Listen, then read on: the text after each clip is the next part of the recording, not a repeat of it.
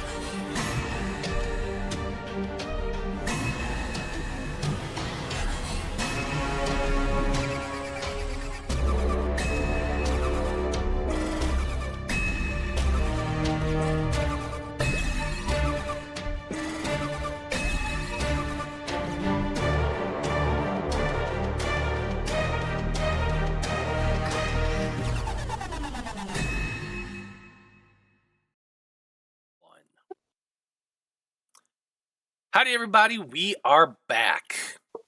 And it's time to do the recap, which means somebody is going to get the Random Rhapsody coin. That coin gives them one free reroll during the session. However, if I do the recap, I get the coin, and I get to use it in a whole bunch of different crazy ways that could lead to, I don't know, maybe somebody getting shot at by a sniper. Yeah, that's a thing that could happen. But you never know.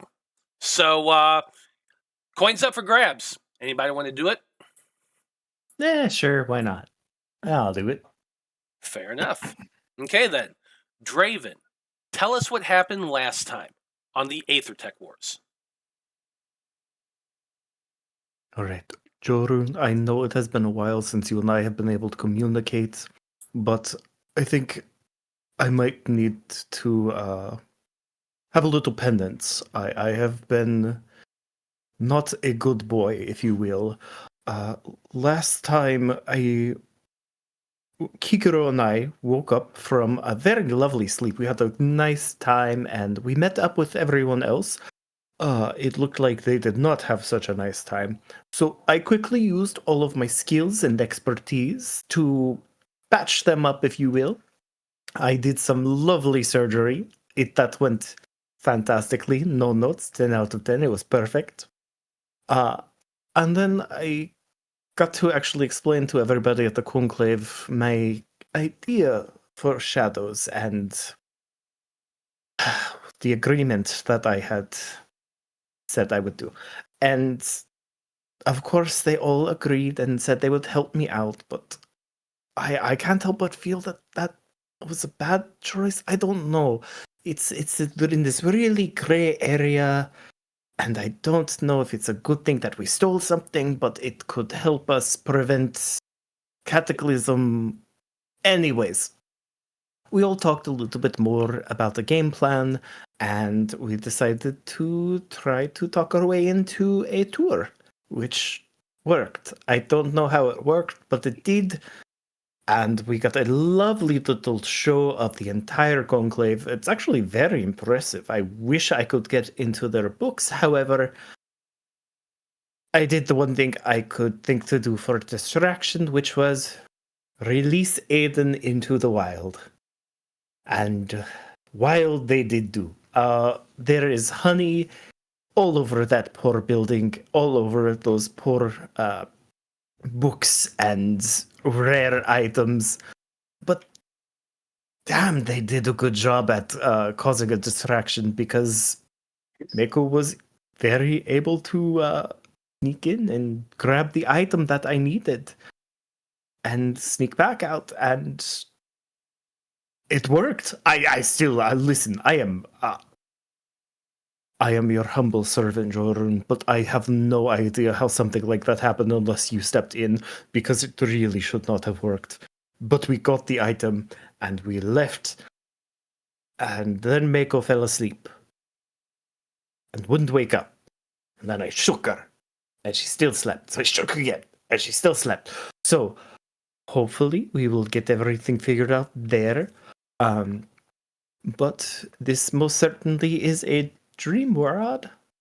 I hope that whatever's happening with Maiko or happened with Maiko is not a precursor into worse things. But for now, we are trying to discuss how to get from the Conclave to Shadows to make the delivery. Hey, but if we do, we get Zormunder, so that's a good thing, right? Anyways, Jorun, I am humbly yours. Love it. There you go. There you go, buddy. Oh, that did not move. There it goes. There's the random Rhapsody coin. Don't forget to use it. It's only going to last this session. Okay. Well, Pathfinders, where we left things off was you are all exiting from the Conclave building. After, Maiko, of course, signs her paperwork at the front desk to take on that job of capturing Zormunder. Zormunder, as you recall, is the gnome engineer who had used his technology to steal from the good people of Woodpine by digging from underneath, under tunnels underneath the city. You are all no doubt feeling particularly elated right now, since you are currently in possession of that object known as the Dream Rod. It's a relic left over from the breaking of Loroupa, and the Cerulian Syndicate had told you that if you stole it for them, they would assist you in capturing the well-connected Zormunder. It is now around 6 p.m. in the evening, and the sun is just starting to descend below the horizon to the west. The western port almost seems to glow in crimson hues from the fading sun, creating a beautiful landscape for you all to see as you exit the sandstone building behind you. You all probably have an hour or so until dark, and the shops of Nomengard are going to be closing up soon. So if there's anything you'd like to do before nightfall, you'd better do it soon. So, With that in mind, Pathfinders, what do you want to do? Well, if you want, we can all go to the tavern and, pretend we're having a good old time, and maybe I can slip away and make the delivery. Question. Yes. Why do we have to pretend to have a good time? Can't we actually have a good time? Last time you guys had a good time, I had to do surgery. So, do you want surgery? Do you want more? I think I have stuff. I think I have the supplies for another round. Let me see. Hold on. No. That's okay. I'm gonna hide behind Kikiro. No, it's fine. It will be good. I promise. It went well. So look at Maiko. You can't even see a scratch. Well, there's a scratch there, but don't look at that one. Look. It's so clean and. Maiko's still asleep. Kikiro, that's why I'm able. Oh yeah. I thought I woke up. She woke up. Oh, okay. She woke up towards the end, yeah. Wait, hold on. Is Maiko walking around right now, or is she back in Draven's backpack?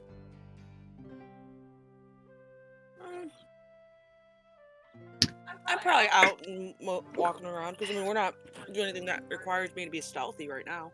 Correct. You were sick before, so we had to Oh, get was you I? from your room. That's right, I was. Mm-hmm. Yep. So you did have to at least go up to the front desk and sign the paperwork, but it's up to you.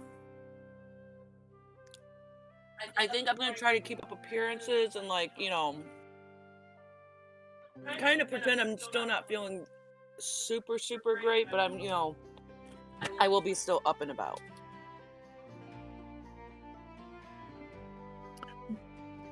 Because especially if I had to go sign paperwork anyway. Fair enough. Probably need to get dinner and stuff too. Wait, what time is it right now? About 6 o'clock in the evening. So about dinner time. So Okay. So you are out walking along with your companions.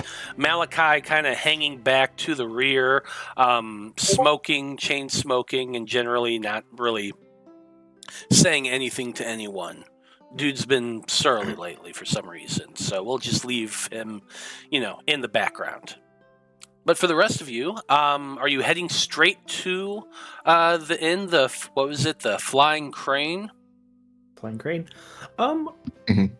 I think we can meander about. I think Draven would at least recommend kind of that, and also relay that Kikiro and I's adventure to it last time. We did have some an audience, so we might want to be on the lookout for that again. Right, we had to take it to the roofs last time. It was actually really cool, but I don't think I want to do it again. Okay. I'll do it again. Okay, I guess I'll do it again if you want to. Well, with that in mind, my question is, how are you crossing the city? The Flying Crane is over in the Market District, and so walking there probably is going to take a good hour or so. That's not what I wanted. So, like I said, how are you planning on getting there? Are you going to be just walking straight there? Or are you going to be choosing something else? Well, I think we've already established this place doesn't have major modes of transportation, maybe some carts and horse and buggy kind of stuff, but nothing else, right? Not really, no. Yeah, I didn't think so. no taxis, Uber, Lyft. Claiming to be so Afraid advanced. not. I've got a lift. I jump up on Draven's shoulder. Oh, okay. I mean, this works. Anybody else? Technically, I have my own personal lift as well. All right. poor Draven is everybody's right. When you are big and strong and you've got little party members. I knew this was my fate, and it's fine. I accept it. Do you have like a papoose or something for Kikiro to climb on into? You can carry me too. As well, I don't need that. I have arms. I carry like Bride. Get in. Kikiro comes up. Uppies. Absolutely. Oh my gosh! Can we get grapes? Can we stop and get grapes real quick? Have you been good enough to earn grapes? I have not made anything sticky. See, and you see your hands, and they're actually like extremely clean, and they're not sticky at all. Did you get underneath the nails? Okay. Fine, you can have your grapes. Go get them. Okay, I'm gonna get grapes, and while sitting on Draven's shoulder, I'm gonna feed Kikiro grapes while Kikiro's being held by Draven. Yeah, you know what? Take 2 copper pieces off your character sheet for some grapes. Session started so normal. How did we end up here? Yeah, this is a bizarre scene.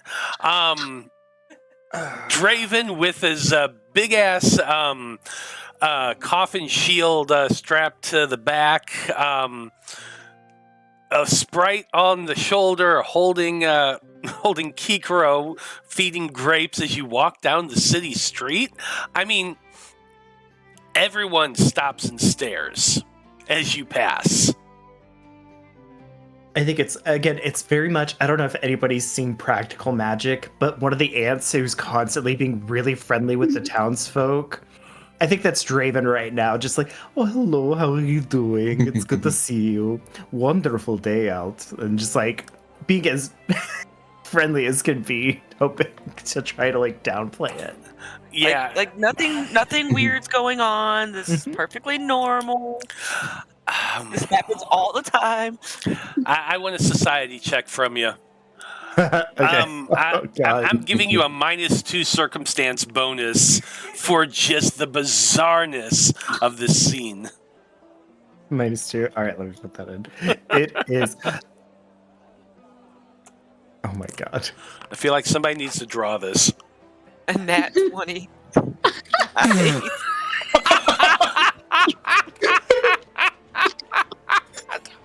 What the fuck? Draven's just like, no, yep, these are my children. This is what they do. I think that's actually how it's coming across. Mhm. Also, Draven is slightly terrifying to look at, so people are probably like at least averting their gaze now. Like, Yeah. what's going? Oh no. Yeah, absolutely. They are averting their gaze. They do not want to look at you directly at this point. They're just like, oh, nope. Like, yeah, that's all I'm going to say about that one. And you're making your way across the city like this for as long as you can keep this up. How heavy are you, Kikiro? Good question. Hollow bones? Hollow bones. So probably lighter than a person of the same size, but still probably like 80 pounds. Okay. Draven, Estimate.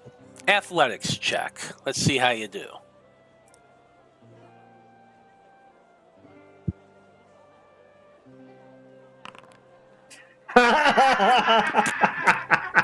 Please tell me it's a natural one. It's still a 13, but that's hilarious. So you're walking down the road carrying Kikiro with Aeden on your shoulder and Maiko in the backpack. As you're walking, people are just averting their gaze, looking away from you. This situation, none of them wanted to deal with this. This is the evening. They're just trying to get home to their families. You know, they're just really trying to end their day peacefully, and then they see this weird scene, and like, nope, not my problem, not my problem, not mine whatsoever. Unfortunately, this causes somebody who is they're leading a wagon with a donkey attached to it. They're pulling the donkey along. There's a wagon behind it filled with cabbages. And as you're walking towards him, he sees you, and the donkey sees you, and the donkey is just trying to avert its gaze, but then it starts moving off to the side, and as it's doing that, the cart just topples over. You slip on a cabbage that goes flying towards you, and just spill, landing in the dirt, throwing Kikiro over the edge of over the wagon. Aeden, you just go flitting off. You have to try to make a landing. Give me a acrobatics check.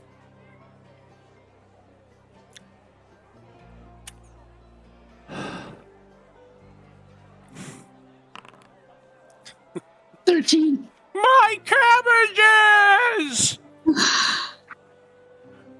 I'm gonna say that's a failure. You land in the mud as well. Well, Splat. this is actually exactly what I pictured would happen. I knew this would. It's fine. Ugh.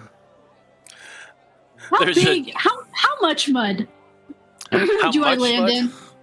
Yeah, is it like a mud puddle? Is it just like, like if you were just like walking across the yard and it's just kind of squishy kind of mud? Gravel road, so more like a puddle of mud. If it's gonna be on a gravel road, it's gonna be a puddle, like an actual muddy soup. What? She starts playing in it. No, sweetie. You just washed your hands. What? Why? Okay. Stammers off. He can't. Draven's gonna just get up, clean themselves off, and then just meander away of shame. Yeah, there's like murmur of laughter in the distance behind you. You all look back and you can see the donkeys just hunched over, eating the grapes that Aeden dropped.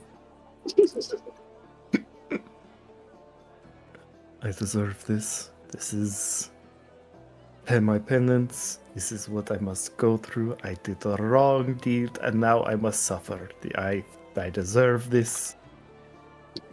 The self-flagellation is. I can totally see Draven doing that too, though. Like, yep, Mhm. this is my fate. This is because of my actions. Oh yeah, it is. He's the mood immediately. He is now just like, oh, I stole something. I am a criminal. I must suffer. Just that. Oh, all right. After the moping, though, he would probably go at least check and help everybody else. Probably still moping, but at least like lift them up off the ground. Except maybe not Aeden. Aeden, no, messy. Yeah, you're all a little bruised and muddy. Aeden is now filthy and splashing. I get up and like a dog. Oh no! I imagine Malachi is just laughing in the background, smoking. Of course they would be. Ugh. Fine. I think. Let me see if I have it. Oh yeah. With the ring of minor arcana, I am absolutely prestidigitating myself as clean as I possibly can. Fair. It's going to take a little while, but I imagine you kind of do this as you're walking down the road as well. Mm-hmm. Absolutely. Eventually, your party does arrive. The Flying Crane Tavern is basically as you left it. It's a single-story building with a large out-back building where the bunk rooms are all kept. the tavern part of itself is lively. There is a bar that is currently filled with people. You scan around and you do see one single table available to you there. But the rest of the tables are completely occupied. There is a band playing right now. They currently have some light music going, a lute player and a drum. Malachi is just going to go over there and, of course, They're going to join right in. Yeah. So what are you all doing? Well, now that we're there, I think...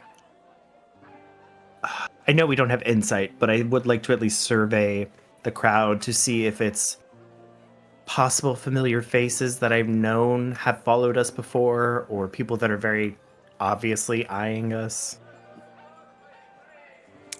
Give me a perception check. 20.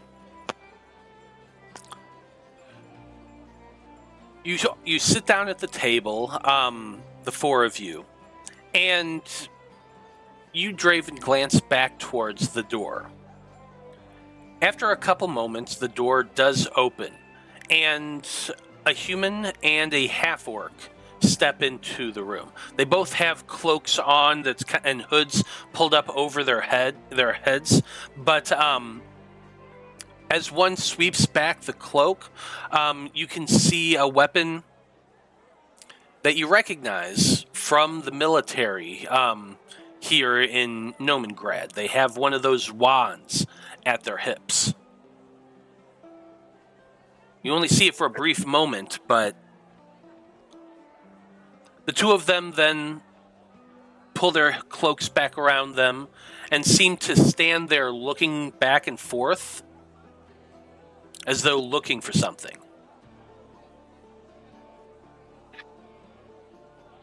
Okay, guys, I know we like fun and games around here, but let's try to be nonchalant, Aeden, and just relax, enjoy the music that Malachi is gracing us with. Let's see how Malachi's doing. Good. We're gonna start a bar fight. No. At least this time I have clothes on. Last time I didn't. Not bad. Oh yeah, it's pretty good.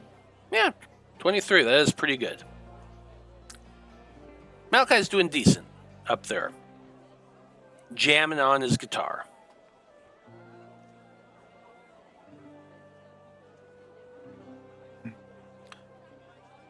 What are you all doing? So, yeah, what are we doing?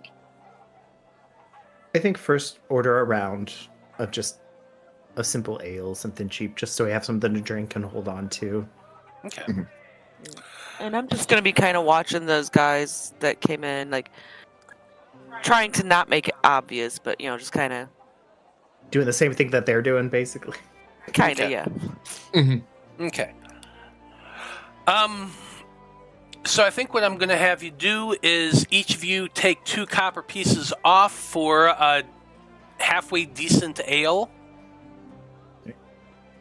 The bartender or a barmaid will walk around to take your order. She is a dwarven woman. You can tell by the fact that she has a very low-cut dress on.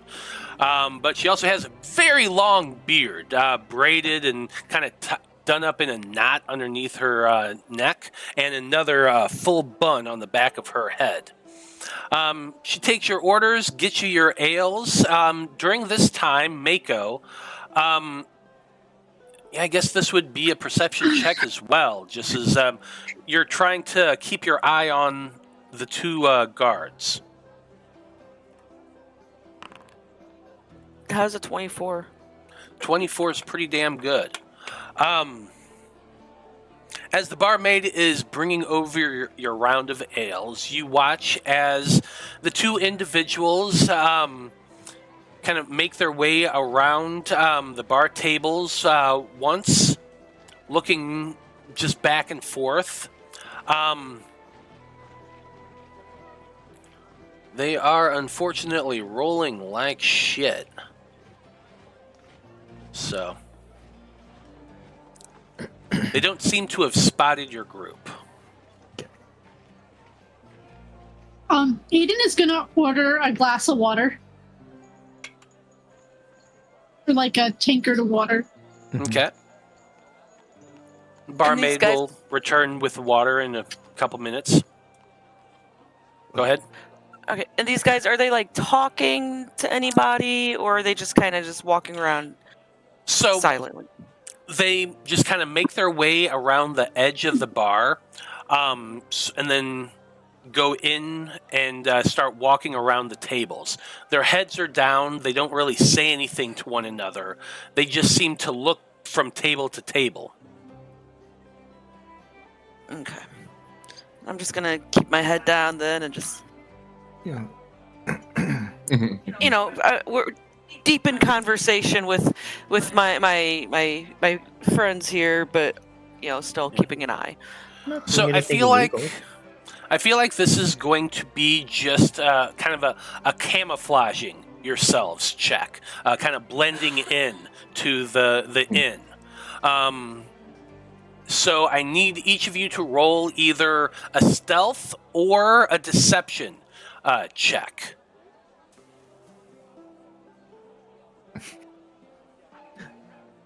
Okay.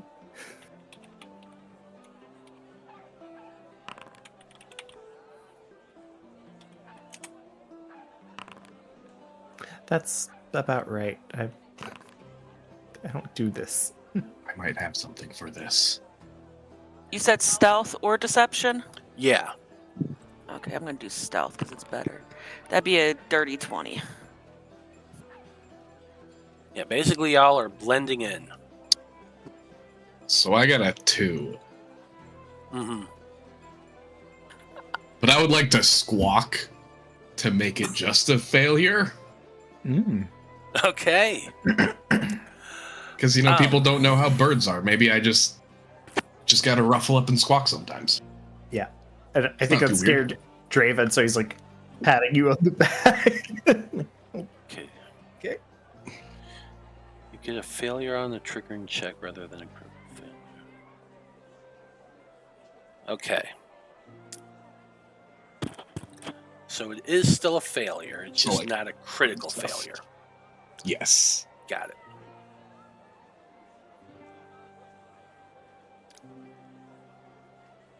Okay. So you let out this squawk. Draven, who also failed his check, is patting you on the back. Aeden and Maiko are more trying to keep their head down, but this does draw the attention of the two of them. Maiko, you've still been keeping your eye on them, and you do see the heads turn to see that squawk. They seem to be looking directly at your group. And then one turns to the other and puts their heads together. That's what happens.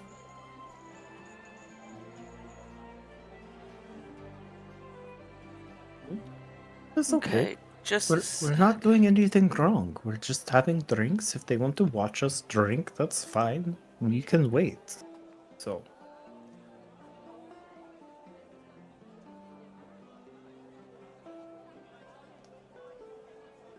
Okay. You all kind of take sips of your beer, listening to Malachi play. After another moment, go ahead and give me another perception check. Whoever is keeping an eye on these two. that's a 28. I am very much keeping an eye on them. Yeah. Okay. The two of them seem to like exchange words back and forth. They're like halfway across the bar from where your group is sitting. You're more in the middle of the bar towards the stage. They are on the farther side of it.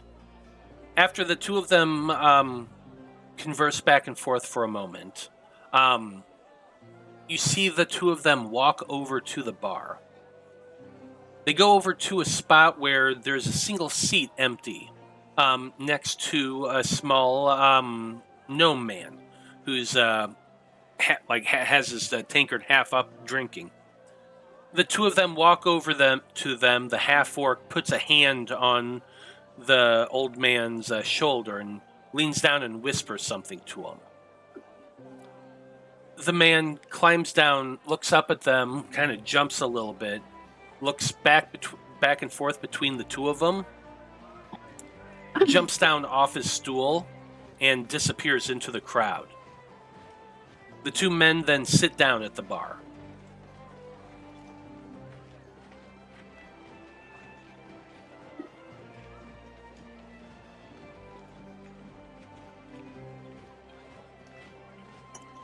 What are y'all doing? Well, do we want to try to wait them out? Or do I need to just... I can not slip out, I don't slip very well, but I can take a step outside. Maybe Malachi can lend me one of their cigarettes. I've never smoked before, this could be fun.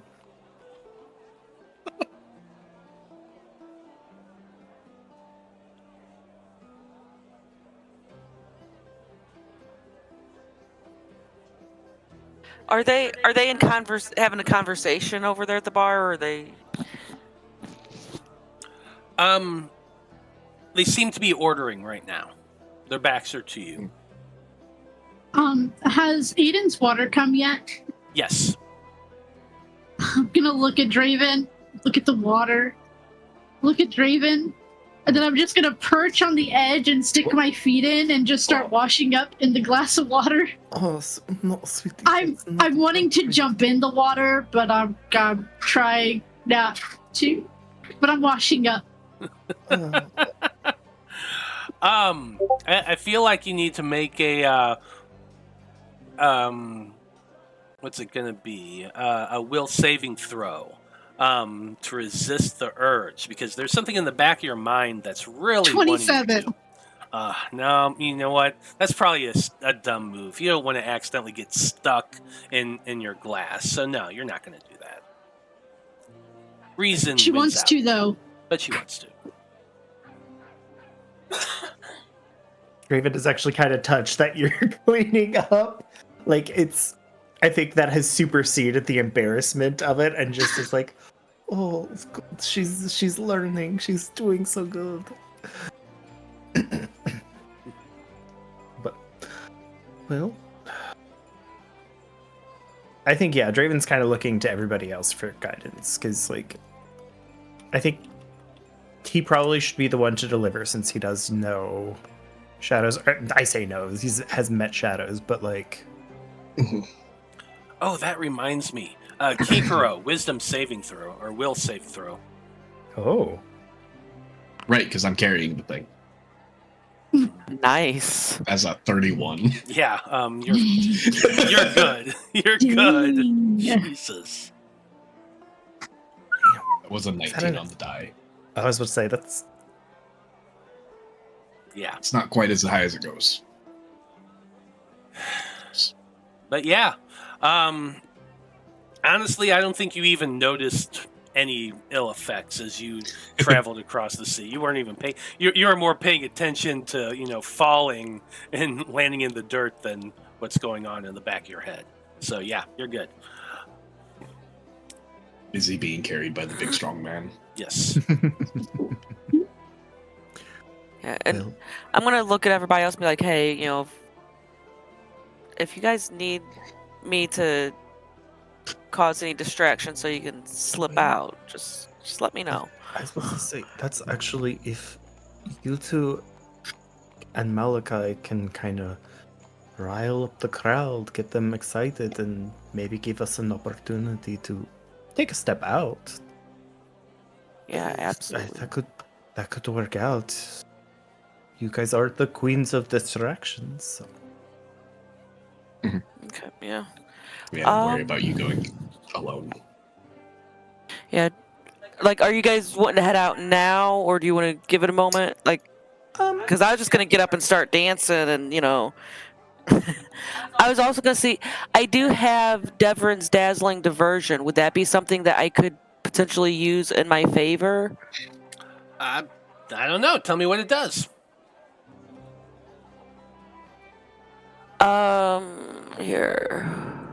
There. I mean, it reads like it's supposed to be done during combat, but I don't know if it's something that you could, work into this type of situation too.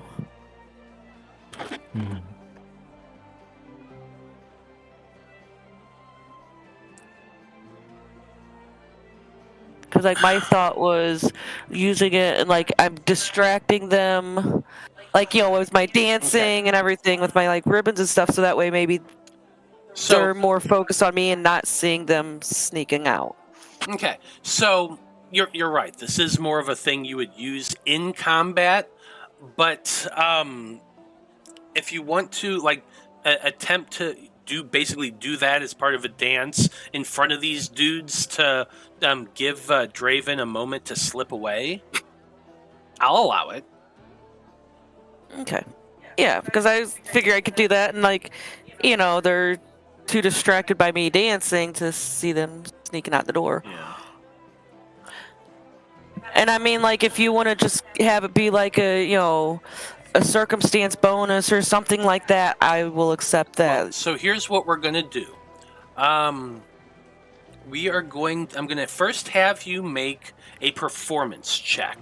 This is you just getting into the music and doing your dance to get yourself around to them. If you do really, really well, I'm going to allow you to have a circumstance bonus to a deception check against their perception DC. If that succeeds, you're going to distract them for the moment, allowing Draven to make an escape. Okay, yeah, and I think before they do that, though, I would like to preemptively take off my shield, because now I know what to expect, and just kind of set up on the table. And Kikiro's joining me, right? Yes. Okay, That's cool. at least my plan. Okay. And of course, I'd get up and start dancing when they're ready to leave. Yeah, you're gonna... I would also be using the help action for Kikiro, Maiko. So you're going to attempt to help out with the distraction. Is what I'm hearing? Yeah, Aeden? I'll cast Figment to kind of enhance what Maiko is trying to do and accomplish. Okay.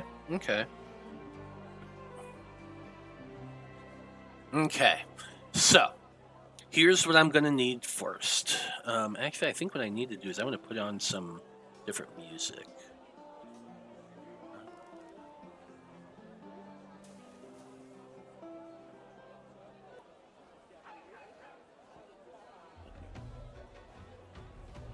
Yeah, this is a little more fitting right here, because this is going to be ridiculous.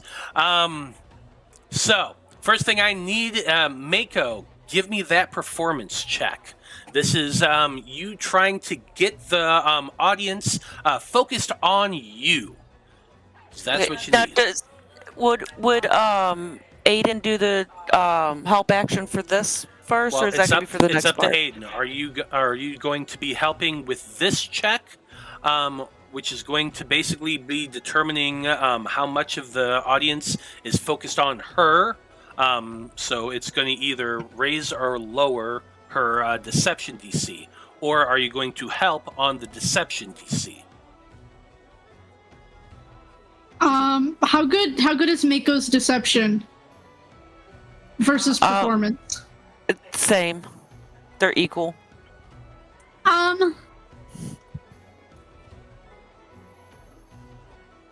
I'm gonna help on the performance.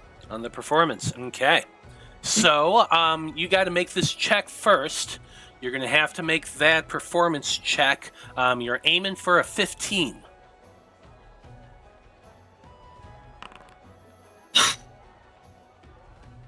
Can I use one of those hero points? Yes, please. Sure. That's 22. better. Much better. Much better. Okay, then this gives Oh. me a +1 to my performance, right?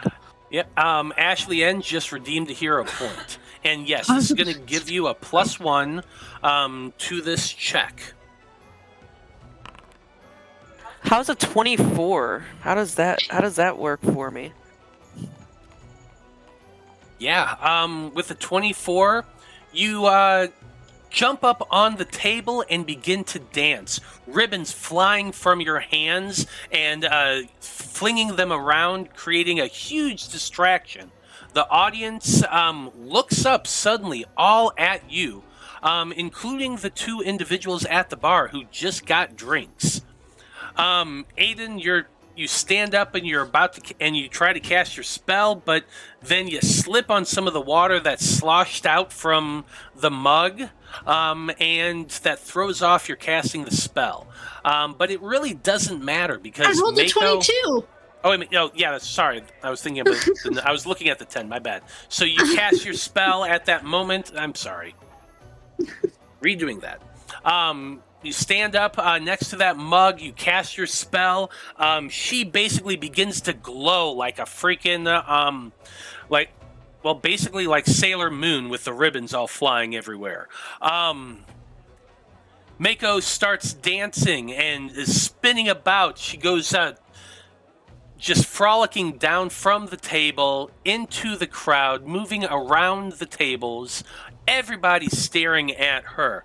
Maiko, go ahead and give me that deception check.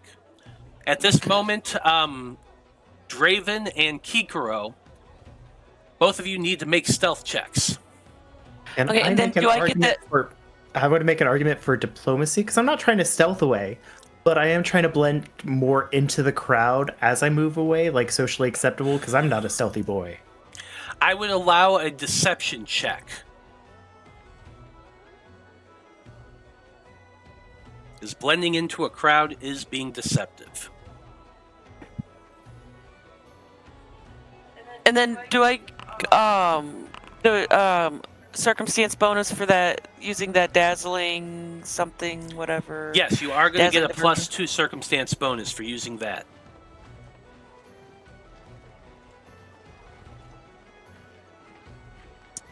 Hikaro, do you want to use my one of coin? those hero points. Oh, right, we have the coin. You are more than welcome to use my coin if you would like. I would love to use your coin for that. Okay, there you go. How do I add a +2 circumstance bonus? You can modify it Yeah. and just type it in. Just click the button again.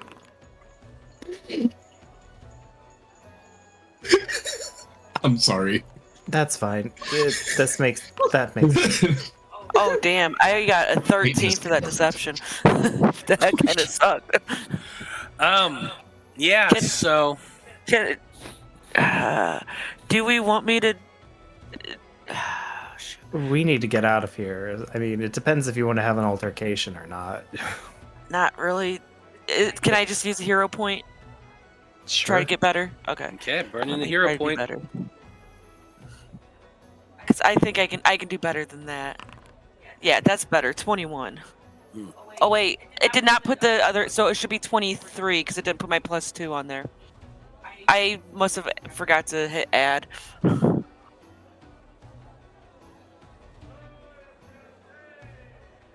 Oh, I saw that Delioth also redeemed a hero point, so I'm actually one behind. The first one was me. Yeah, And the then first This one, one was Ash. The next and the one. next one was Ash. So you are still at So- 4. Yeah. Yes. Okay. Yeah. So 23. Okay. As you're spinning around, dancing, glowing, you fling those ribbons up. It goes right in these guys' face. The bright lights and the ribbons just like dazzle their eyes. They're unable to see anything. They're like, "What the hell? Oh my god!" In that moment, they do catch, unfortunately, Kikiro making his way out of the inn. they would at least note it, or no, I would say that what they do is once the dazzle kind of effect wears off and Maiko goes dancing away, they look back and they look for that bird that made that weird squawk earlier, and they don't see it. So that's how that plays out. But Draven and Kikiro are outside now. I assume you make your way around the back of the building, back to the sewer grate that you know you can pull up and climb down. Mm-hmm. Yep, absolutely. Give me a survival check, one of you, who's ever leading their way. Because you got to remember your way through the sewers to find this place again. Probably better at that, right? Yeah. Let's go. 16 isn't terrible. That's Yep. DC was 15. You're good. It takes a little bit to make your way down through the sewers.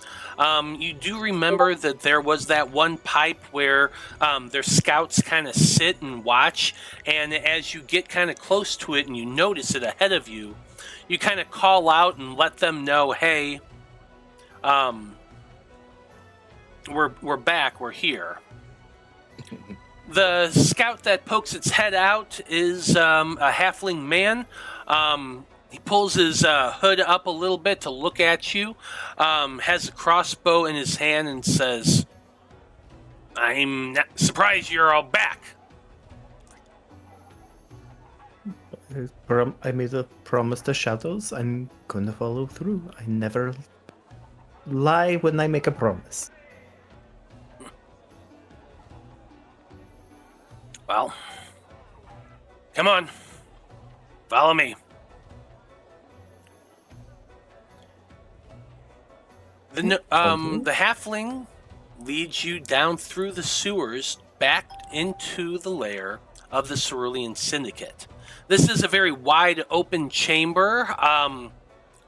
The main chamber is filled with tables and chairs. There's a bunch of people sitting at them. It's not the same sort of party vibe as was the last time you were here. The people seem to be sitting in small groups, more discussing things than anything else. However, the conversation in the hall dies down immediately as the two of you are brought inside of it. You see one individual, a little dwarf kid, go running off back into a pipe in the way back of the chamber.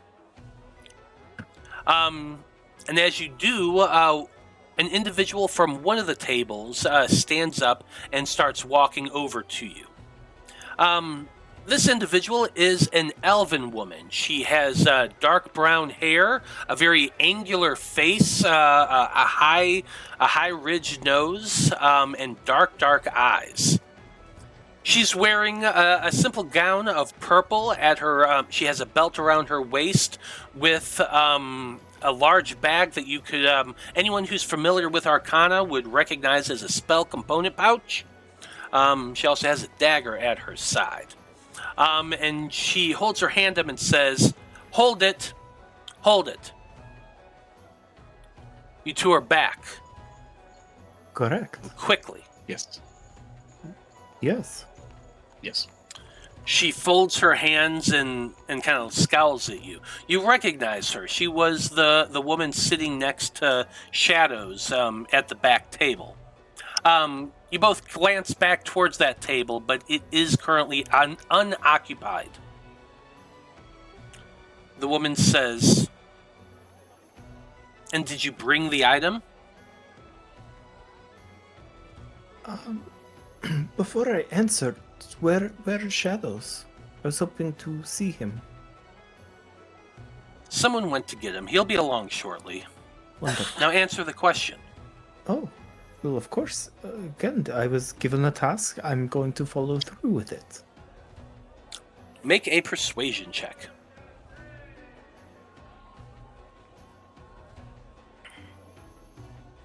Persuasion? Diplomacy? Yeah, diplomacy. Thank you. Yeah, no. 21? She raises an eyebrow and kind of makes a sniff as she looks back between the two of you. Come along. Follow me. You can deposit it on the table up here. Sure. By the way, I don't believe I got your name last time. That's true. And she turns and then starts walking towards the table at the far end of the chamber. I'll follow closely. My name's Draven. I am a champion of Jorun. I am traveling here with my friends, hoping to, really give the whole spiel.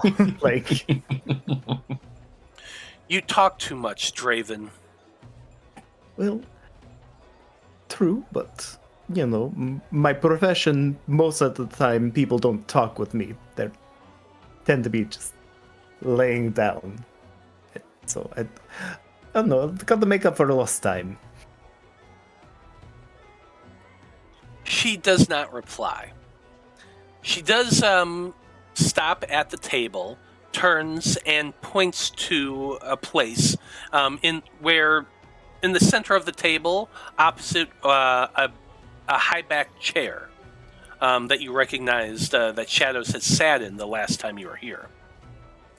She says, place the item there on the table. Hold it, Kikiro. Respectfully, I will absolutely follow this task. But Shadows is the one that gave me this task, and there is much I would like to discuss before I present the item. There are some things that I am sure he is well aware about, but I would like to at least warn and talk with him. From the opposite side of the table, you hear a voice speak up. He says, "Now that's enough, Soria. Be a little more hospitable to our guests. After all, there is only one reason for them to be here, and if they are so bold to return so soon, I'm sure they have the item in question." You both look up to see Shadows. The catfolk with gray fur and, one eye is yellow, the other is, where is that? Is that purple? Yeah, purple. Anyway, one eye is yellow, one eye is purple. Like I said, gray fur. He has an earring in one ear. He's dressed very finely and simply, but he does carry a rapier at his side. He strides over to the table, and you notice that the individual walking next to him is a familiar one.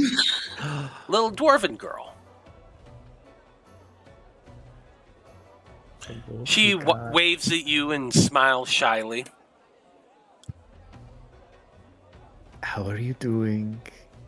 You look so well. Oh, my goodness, have you grown since the last time I saw you? You're getting so big. Tigat smiles at you and says, "Hi." Good to see you. I'm glad to see you're doing well. It's good to see you're doing well, too.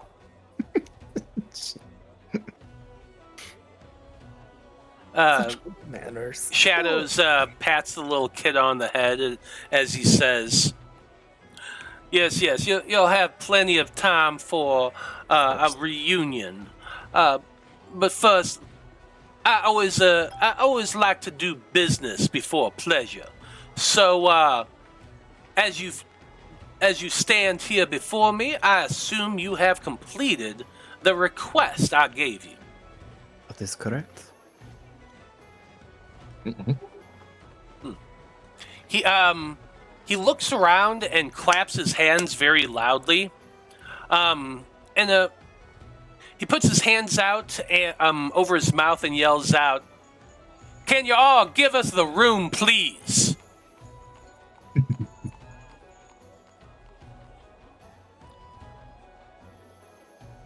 You see the different individuals throughout the room kind of look up and scowl a little bit, but begin filing out, heading through. There are several pipes that lead out of this area, and the groups tend to vanish through them in short order. The only ones that remain is the elven woman he called Sarya, and the little dwarf child, Tigat.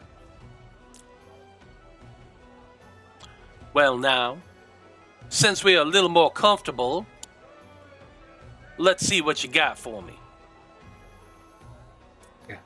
I look to Kikiro and give him a nod. I'll pull the rod out of my bag and set it on the table where directed. Will saving throw. Just for funsies. We'll see.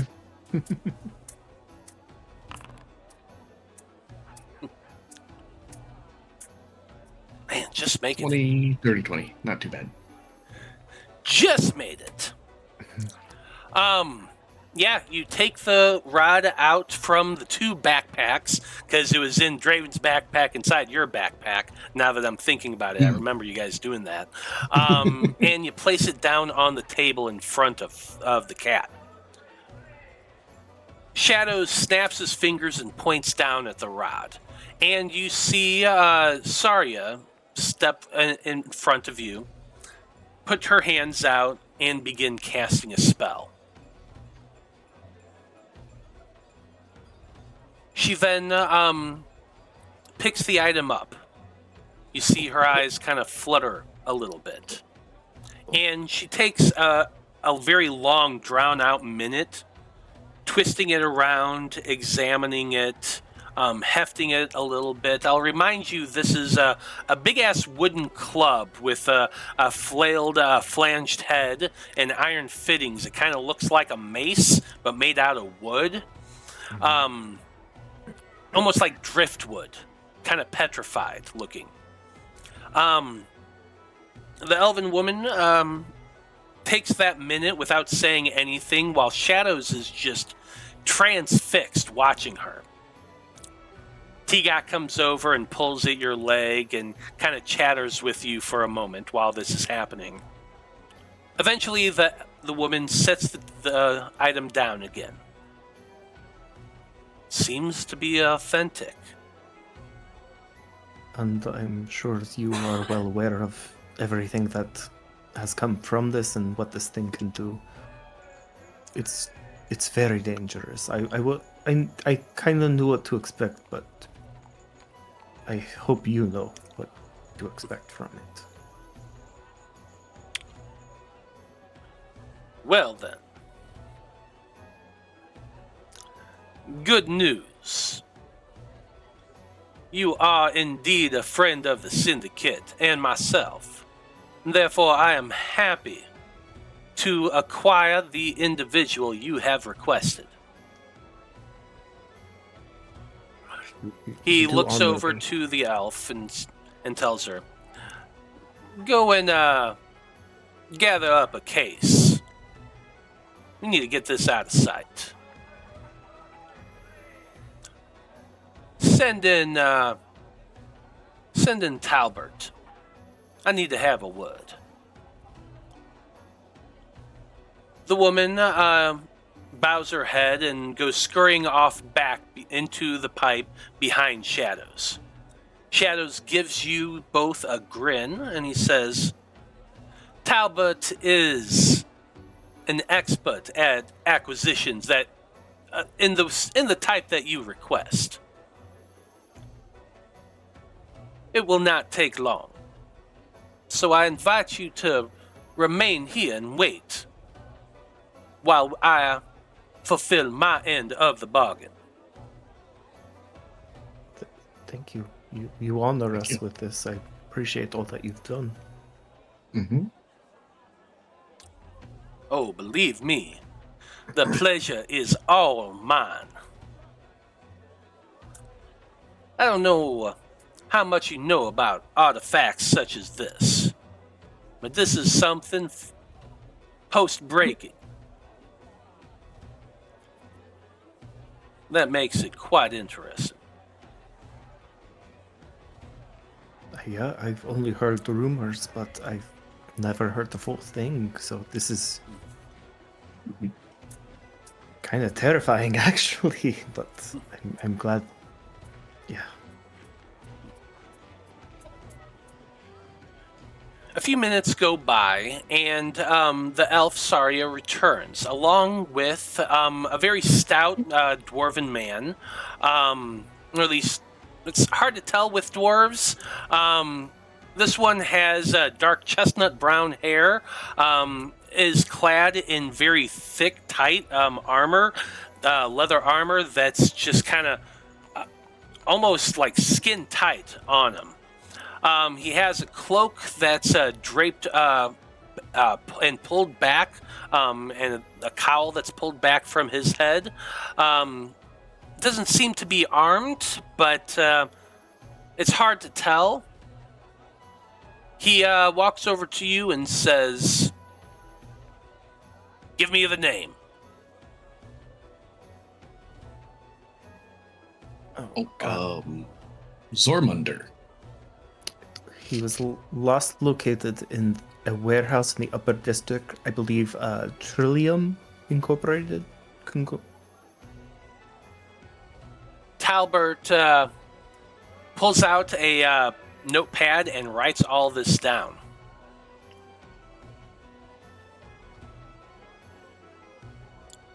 "10 hours.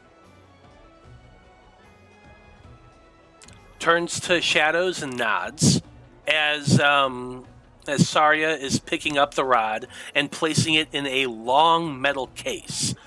This case is made out of very dark metal, has iron fittings, and it is almost made like it was designed for the thing. The dream rod, as she picks it up, you see her eyes flutter a little bit more, but she pushes past it and places it into the case before closing it. Once it's locked, she picks it up and exits the room. Shadows says, "Talbot is the best at what he does. He will not take 10 hours. In the meantime, is there anything that I can get the two of you?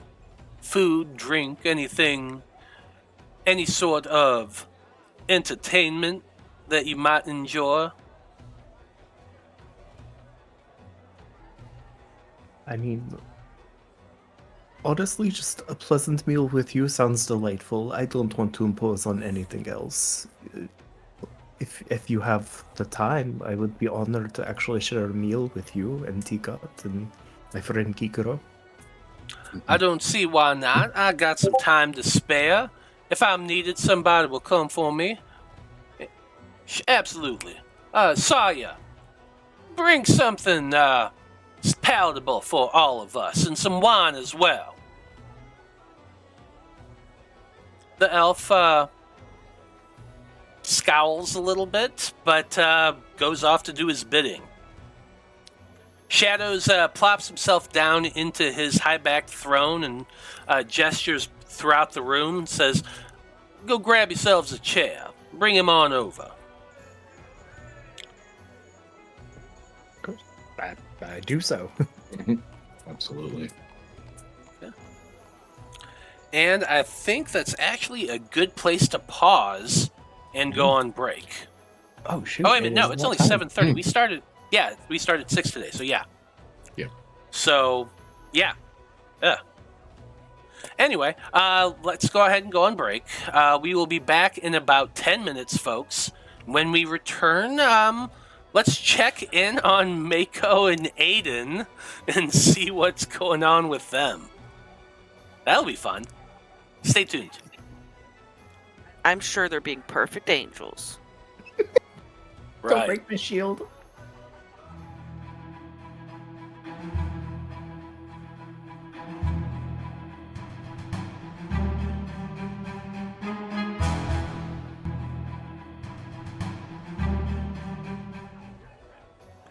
Howdy, everybody. We are back.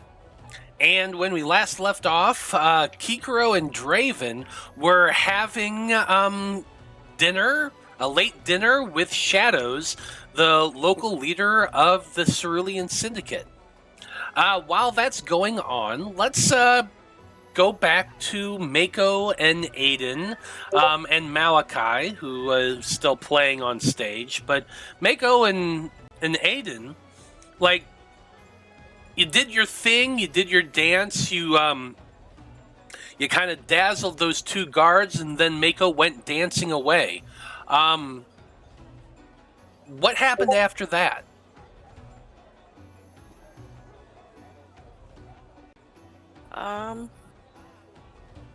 I feel like we should. I don't know. Would we wanted to kind of get out of there, or would we stick around? I'm not sure. Didn't really think that far ahead yet. I mean, yes, absolutely, but also Draven is really mad at me. And then last time we were out by ourselves, I got you really hurt. This is true. So maybe we should just, like, I don't know, chill here, have a couple of drinks, but not too many drinks. Yeah, sounds good to me. And maybe some food. And keep an eye on those guards. Maybe we follow them. Okay. Sounds good. Can I roll to see how many drinks I end up having? I mean, if you want to, I have no problem with that. What dice do you want to roll? Oh, that's a I'll good let you roll a question. D100. I'm not having that many drinks. My luck, I'd roll like 99. Let's see. How about... What do you think? Would a D6 or a D8 be more reasonable? We are going to try and follow some guards. This is true, but this is also me trying to see like how responsible I can be. Like, after a couple drinks, am I going to be more willing to, like, you know, drink a few more?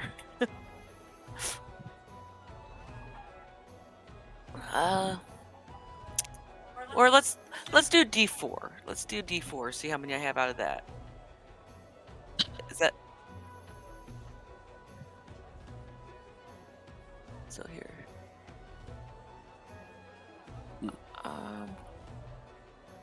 How do I do this? There. 2? Okay, I mean, yeah, 2 drinks. That's really nothing. Yeah, that's fair. Give Aeden, you and Maiko, you sit back down at your table and you order up a couple of drinks and you sit there for about an hour or so, being nonchalant. So give me deception checks, the both of you.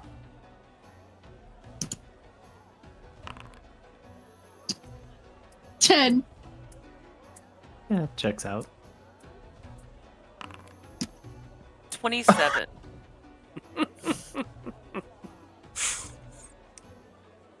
Okay. Also give me perception checks, both of you.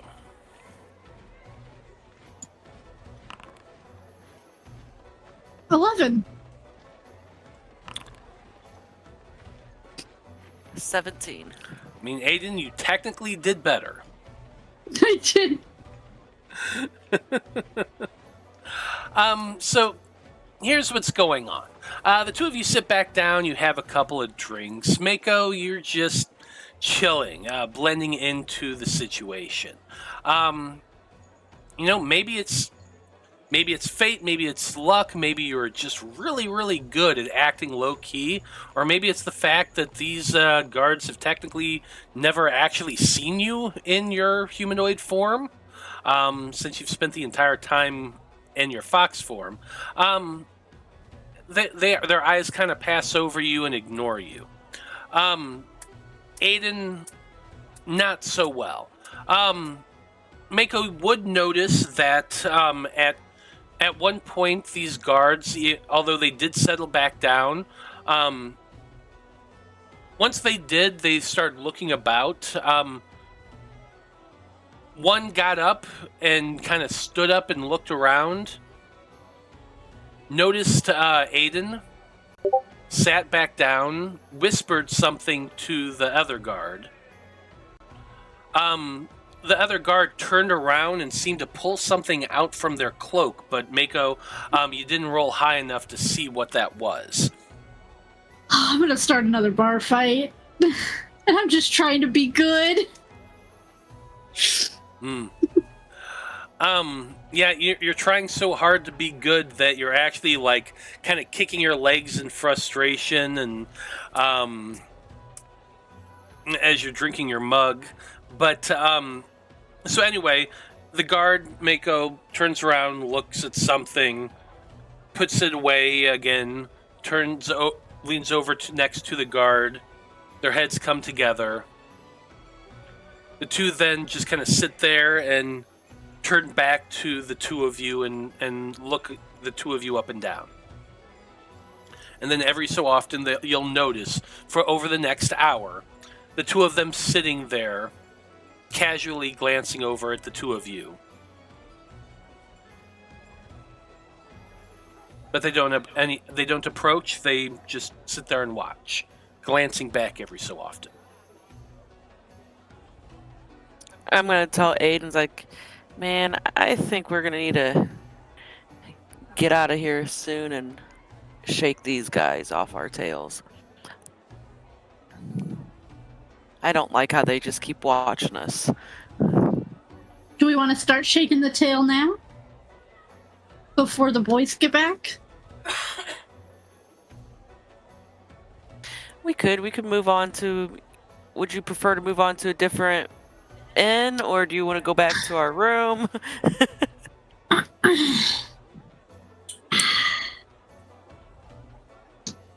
I kind of liked when Kikiro was talking about a rooftop chase. I kind of want to go across the rooftops. Sounds like a bit of fun.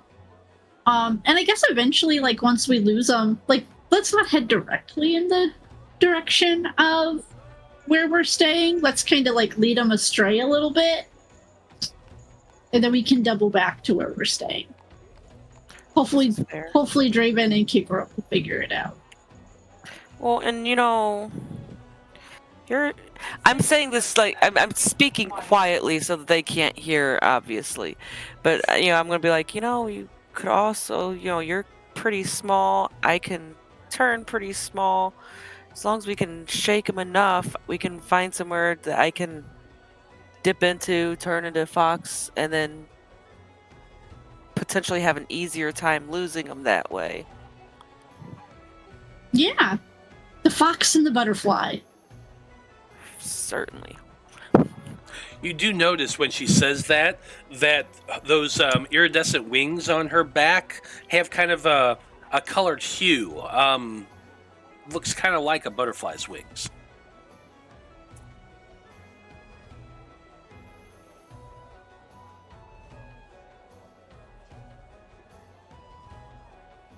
If you're talking, we can't hear anything. No, I'm not. I'm not saying anything. No. Okay, you just noticed it. Anyway. I'm too small to grab your shields. We're gonna say that Malachi grabs it. Malachi's big enough.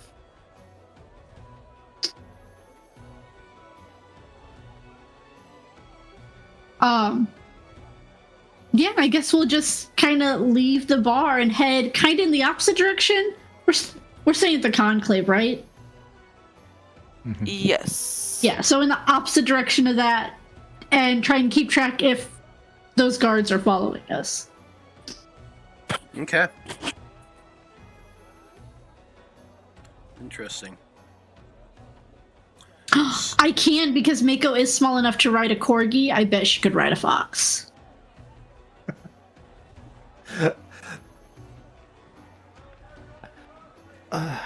Every session, I just keep imagining Aeden just shrinking a little bit more. I know, right?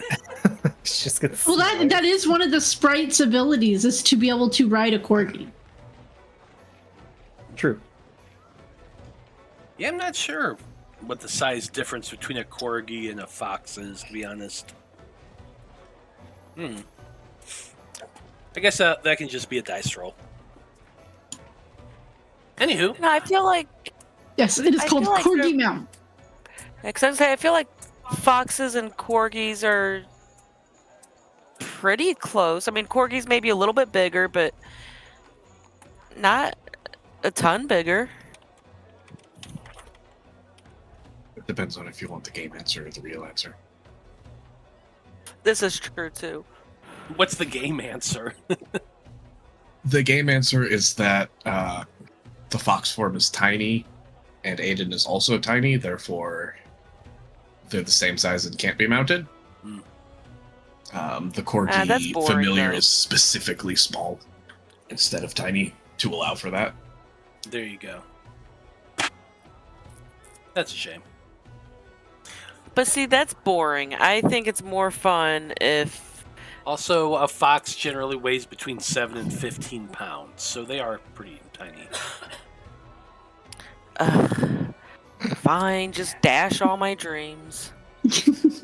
Wah, wah. I mean, well, so Aiden can technically fly. I could just hold on to you, make it look like I'm sitting on you, and just fly. There you go. Sure, why not? Anywho. So right now, the two of you are sitting at your table, being observed by these two guards that are at the bar. What are you going to do? Try and find a dark place to lose them so that Maiko can shift. Okay. And now, are we gonna get Malachi too and have him come with us, or are we just gonna let Malachi keep performing and brooding?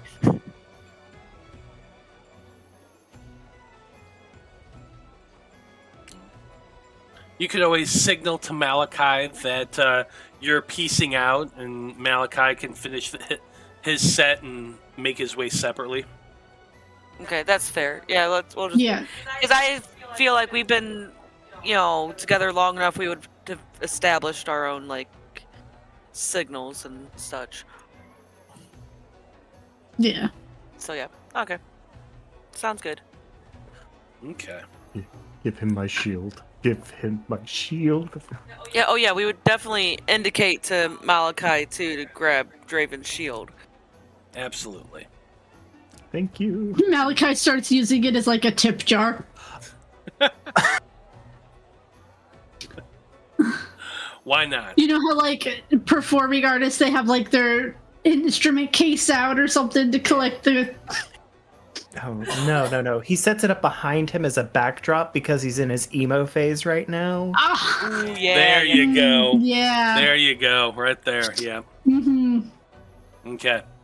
Yeah. Malachi pops it up and props it behind them on the stage. Starts singing a mournful song about crying in his beer or whatever.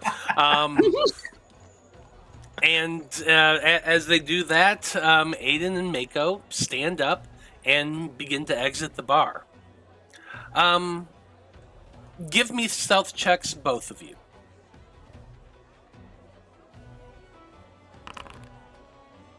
$17. 22. Okay. The two of you stand up and make your way out of the bar. It is kind of... there are quite a few people standing up, holding up lit torches in solidarity to Malachi. And the two of you kind of hunker down a little bit and go scampering towards the door. You see the guards standing up trying to look for the two of you in all of this chaos. The two of you make your way out of the inn and start heading down the road in the opposite direction from the Conclave, away from it. So that would be more towards the ports, I suppose. The harbor, yeah. So the two of you start making your way there, weaving in and out of the traffic on the public streets. It is like around 8:30 in the evening right now. There aren't a lot of people out there, but the bar is kind of hopping, so there's a lot of people coming and going. So you're kind of losing yourselves among that crowd. Give me perception checks, both of you. 23. 19. Okay, Maiko, you would be the one to see this. You glance back and you spot that the two guards have just kind of push their way out of the door out into the street. The two of them are kind of looking back and forth right now, looking for you. They don't seem to see you because the two of them are just standing there, looking like on tiptoes, arms, hands up, trying to shield their eyes, looking for you. What do the two of you do? I'm gonna nudge Aeden and indicate like the closest alleyway that we see and be like, kind of indicate let's hop in here. That's what I was gonna suggest. So you're kind of hopping into the alleyway behind the bar? Yeah, well, there's maybe not like directly behind the bar, but maybe just like a street or two like down. Got it. Yeah, definitely making sure I'm sticking within the crowds. I'm not, making sure there's people around us and everything. I don't want to be out in the open. Okay, I like it. Give me one more stealth check, both of you.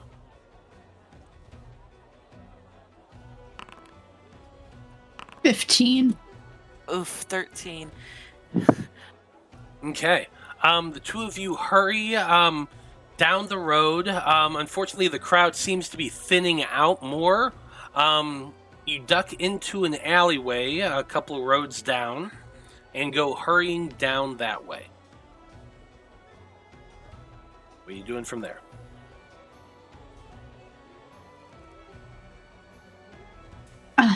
Maiko, did you want to become a fox?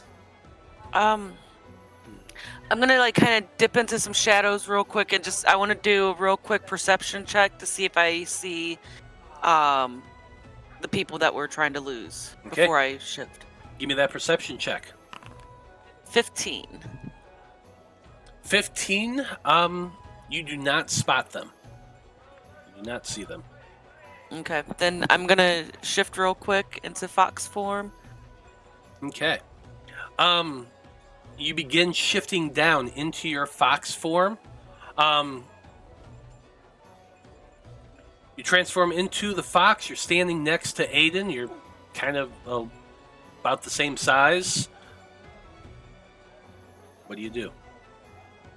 I think let's start. I still don't want to run back to the conclave just yet. I still want to kind of, go a bit further and then double back to the conclave, but it's definitely sticking within shadows as much as possible.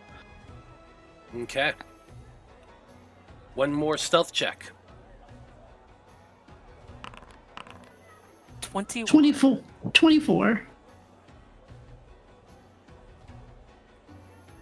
Side by side, the two of you scamper into the darkness of the alley and begin making your way further west before eventually intending to double back.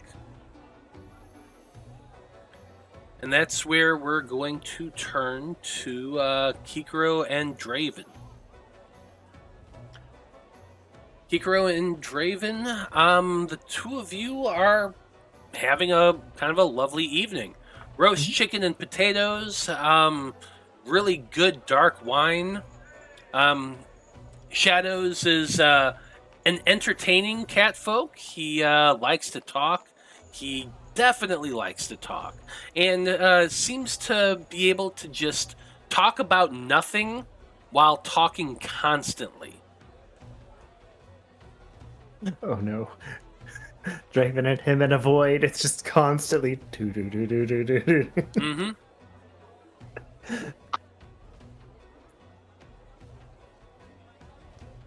No, feel I like think throughout the Hero's just evening, marveling it's at that.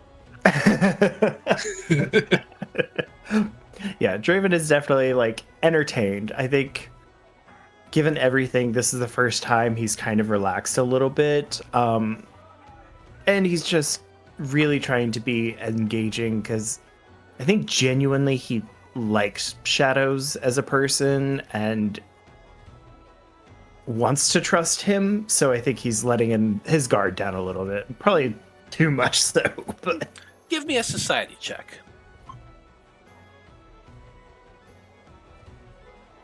Society.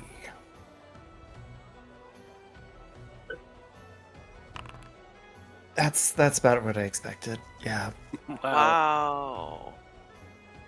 I mean, diplomacy I got, society I don't know shit about shit. Yeah, in If you want to use a hero point, you can. That's up to you, though. I mean, It can't get worse. that's true. I mean, this is true. sure. It cannot get worse. You know what? Fuck it. Let's go wee ball. I'm having okay. a good time. Go ahead and re-roll. It's better. It is better. It is definitely better. You got Ashley N redeeming a hero point for y'all. Ashley and At least it wasn't the same. That would have just been crying. I'm walking out. Good news is you didn't critically fail. But you did fail. And after about an hour of chatter, the catfolk tells you, well, as pleasant as this has been, I do have other affairs to deal with. I'm going to leave you here with a couple of my people. They'll make sure you got everything you need. And when Zormunda is brought to you, they'll assist you in escorting you out of the sewers. Thank you again. I appreciate all that you have done. And if you ever need anything from me or my group, please let me know. Or even if you just want to hang out and have somebody to talk with, I would love to chat more. Yeah, it's been very interesting meeting you all as well. Please do get me a copy of whatever it is that the gnome tells you. I'd be very curious to know that, and I will pay a finder's fee for that. Of course. Very well. You boys have or whatever's, have a good evening. And as I said, if you need anything, let my people know. Of course. We will. Thank you so much. He nods and waves the two of you off before making his way out of the chamber and down one of the connecting pipes. The two individuals who are replacing him are two very big, burly individuals. One is a human, the other is a dwarf. They look like the brawler types. The one just leans against the wall and pulls out a dagger and begins cleaning his nails, while the other sits down at the table, pours himself a goblet of the wine, and just helps himself. The one, I think Draven is still in parent mode. That's picking his nails. I think Draven's. If you want, I think I actually have some soap. It might help make that a little bit easier. If it gets underneath and really cleans it up. We don't want to damage our fingers. That's dangerous. I'm good. I know. Listen, I'm trying to set a good example for the little ones, and it's not very helpful to be casually picking at oneself. But, anyways. Oh. This has been a very stressful day. How are you gentlemen doing? These two don't really seem to be the talkative type, but I'll let you give it a try. Give me a diplomacy check.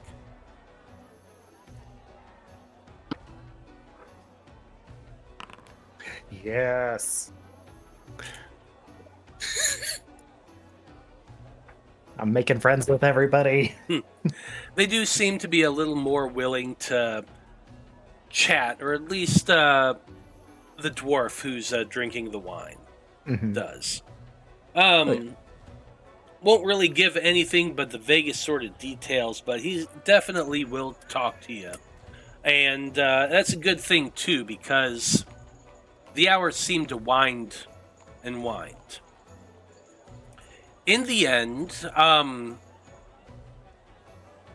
it takes about 6 hours for Zormunder to be brought back to you.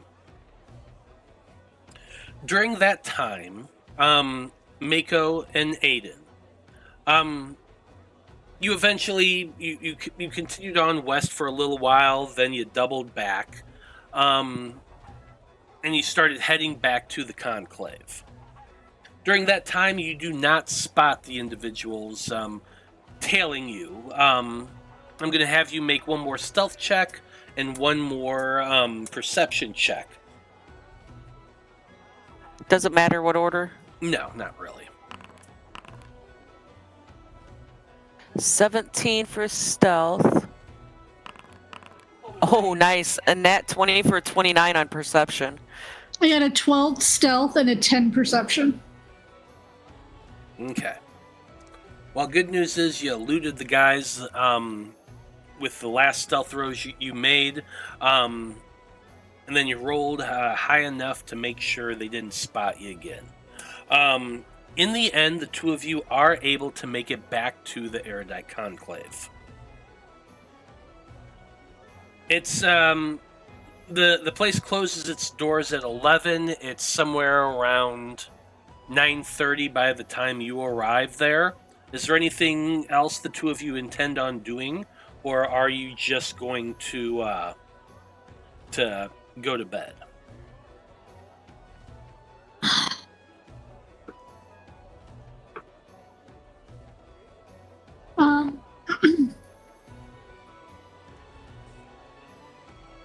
I mean, I'm good with going to bed because I definitely don't want to draw attention to ourselves right now. Right. I think we should be a little bit intelligent tonight. Mhm. Yeah, I think to bed is best. Yeah, for sure. Okay. When you And hopefully arrive, Malachi will be following soon, or will be heading back soon. we will see. As you two arrive at the Conclave, the person at the front desk, a Dragonborn, looks up at you and says, "Oh, you're back soon. We assumed you were going to be heading out to be looking into the job you were all assigned." Yeah, we had a tail, so we led them one way so the boys could go find information that we need. So we're gonna meet back here. Give me a diplomacy check. Can I do the help action too? Because I would have been, kind of saying same. It's like, yeah, we didn't want to raise suspicion, and Yeah, you know. absolutely. Should I do a diplomacy Yeah, as give well? a diplomacy check. You need to hit a 15. 14. Dang it. That's so close. I'm so much better at deception.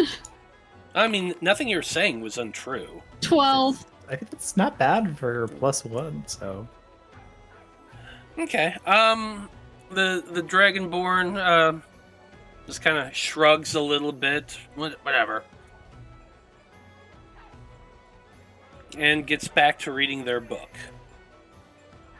You're able to head down to the barracks that you've been staying at. Yeah. What are you reading?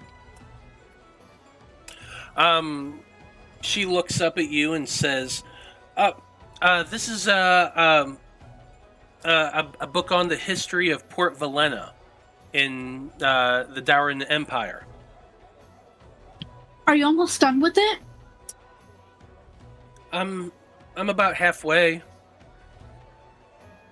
Well, if you finish it, I need a new book to read because I've read the one I have like a dozen times. If you want to do a book trade, Oh, what book do you have? I pull out. I have the name of the book. Hold on, where's my inventory? No, don't accidentally pull out the coded journal. When beards entwine. When beards entwine. She looks at this and is it possible for a dragonborn to blush? But let's say that's probably what happens here. Well, I'll let you know when I'm done with the book. Okay. I can't wait. I like to learn new things. But I'm so small, I can only carry one book at a time. Oh, well, I mean, the Erudite Conclave is one of the largest libraries on the planet. We have records on all sorts of things and plenty of books as well. Maybe Aiden will go read. Instead of going to bed. So here's the deal. Give me one more diplomacy check. Fuck.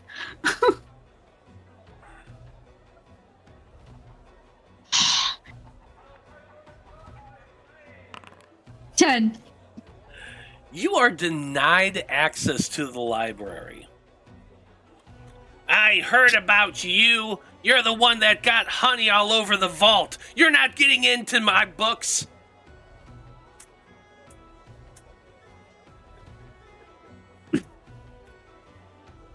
Oh no. No, be good. Be good. Good. Just go back to your room. Wisdom saving throw, or will saving throw. 24. Nice. And Maiko's gonna kind of wait. Have I shifted back into humanoid form yet? I don't think I have actually. Well, I mean, you talked. Sorry. Yeah. Oh yeah, I did. Okay, never mind. Okay, yeah. So I'm just gonna look at Aeden like under my breath. I'm like, Aeden, I'll get you some books. Come on, let's go. And I'm gonna kind of guide Aeden away from there and back to our room. Okay. If we weren't already in so much trouble if we got caught, I'd sneak into that library so fast. Well, speaking of that, what I was gonna say is, what I was gonna do is once we get Aeden back to the room, I was gonna go down, see if I can, get some books from the library. Well, first I'd ask Aeden, like, what kind of books would you want? Like, what do you want to learn about? What do you want to read about? Anything? Ooh, Okay. I want to read more about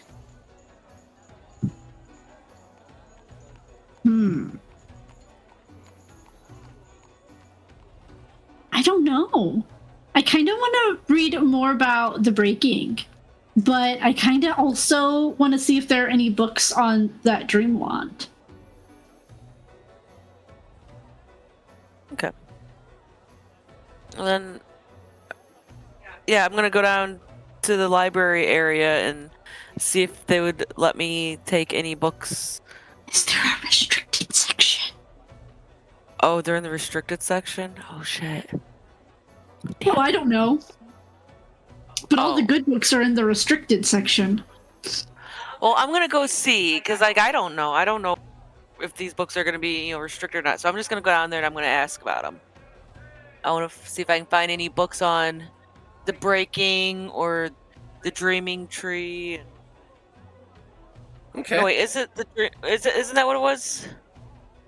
I mean, What you was were it? there. You should know. Yeah. Maybe not ask about the dreaming tree when the water's Yeah. missing so soon. Yeah, just definitely the just books on the breaking, and hopefully within those books we'll have some information on it. Okay.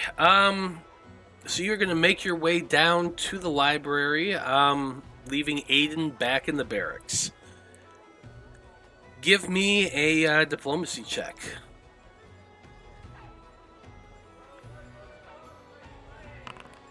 That would be a 13.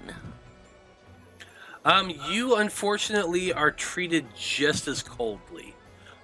Absolutely not. You were with that little sprite. We know all about the trouble she's been causing. I am absolutely not going to give you access to our precious, precious library books. No, look. I want to read these books because I need to learn about these things. I'll read it to her. I'm not going to let her touch them. Absolutely not.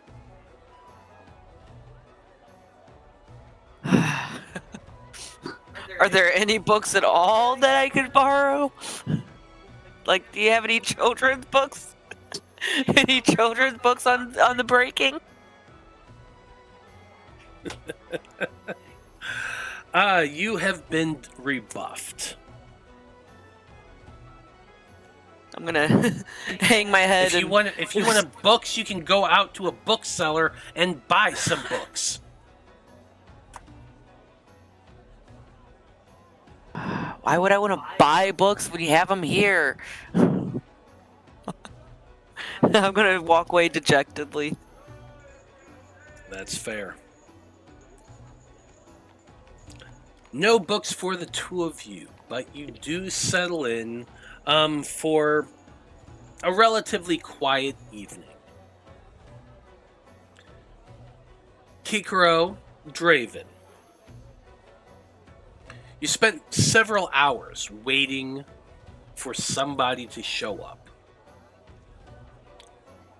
Eventually, as it's getting to be a little past, about 2 a.m., the both of you are kind of like just sitting there at the table. You're kind of tired. You're just waiting, bored. Eventually, you do hear the sound of footsteps entering the chamber. You look up to see a familiar-looking dwarf, followed by two other individuals clad in similar dark leathers. In between them is an individual with a burlap sack over their head. They're very small in stature. They're half the size of the dwarf, or a little less than half, but up to the belly size on the dwarf. But on one of the two humans, yeah, definitely short. Their hands are bound behind their back. They're kind of hunched over. They're stumbling a little bit as the two are pushing him along. The dwarf walks directly up to you, looks between the two of you and says, "I have him." By Jorun, you certainly do. You are very skilled. I am. Thank you. Now to return this. Well, I don't have the words. I can't think of the vocabulary right now, but must take him to the Conclave. Very well. These two will assist you in bringing him up out of the sewer. After that is your problem. Understood, and I appreciate it. Can I shake your hand? The dwarf spits on his hand and then holds it out to you. Oh, is that okay? Yeah. Squish. It's like the blood brothers, right? But not the blood. Okay. Anyways, I'm sorry. I'm very excited. I can't believe this actually worked out. The dwarf snaps his fingers, and one of the two that's carrying the gnome pulls the hood off. You do recognize this man. You saw him in the darkness, but you did actually see him. He's blindfolded as well. He has the same long, dark mutton chops on the side of his face, big dark ears, bulbous nose. You're fairly certain this is Zormunder, I think. Give me a perception check. Let's see. It'd be a recognition check, I guess.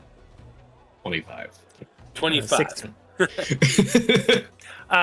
Yeah, Kikiro, you got a clear look at that guy in the caves. You are 100% convinced that this is Zormunder. He's also kind of battered. He's got blood trickling down from a cut on his forehead. Looks like his cheeks are red and beginning to bruise. Good. I do hope that you will sustain yourself long enough. I don't want to introduce you to Jorun just yet. We have much to discuss. Who's there? Don't Who are worry you? about it. And I Where put a the gag fuck over am his I? mouth. You what? I put a gag over his mouth, like, Okay. we'll talk later. That was so satisfying. I can see why people do it. Oh. You did good, Raven.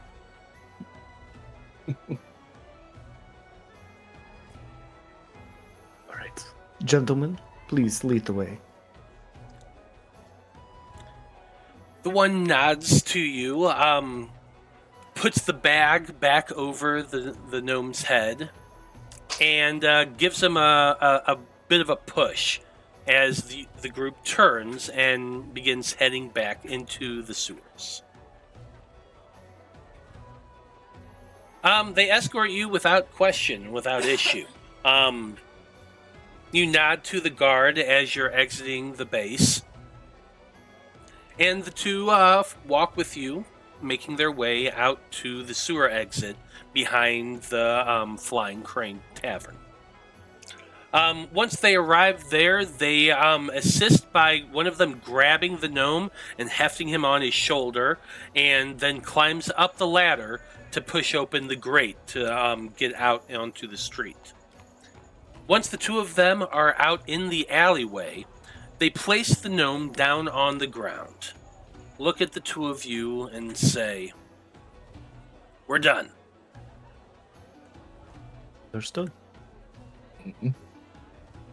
They leave you there, in the alleyway, heading back down into the sewer, pulling the grate closed behind them. What do the two of you do? He's pretty small. If I were to, like, I don't know if Kikiro's got room in their backpack, move my stuff over and then fit him in my bag. Is he that small? He's a little too big to fit just in a general backpack. Okay, that's fine. I think from this distance, if it'll take a little bit, but if we travel through alleyways and are super quiet, we should be okay. Mm-hmm. Or we can try the rooftops again. We could just try the rooftops first, Ty. That would confuse this guy.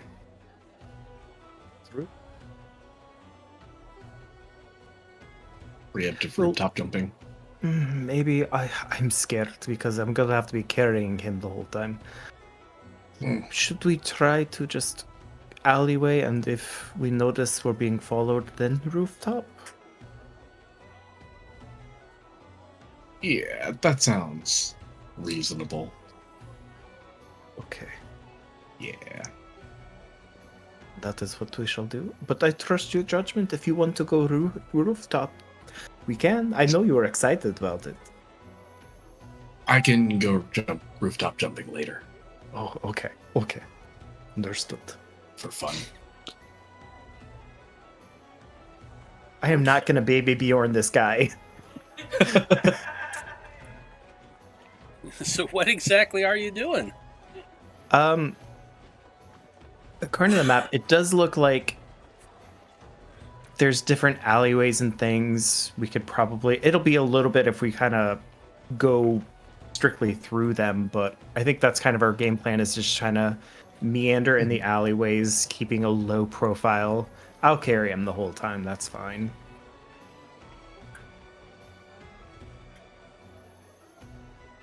Okay. I'm just saying, you could have your arms free.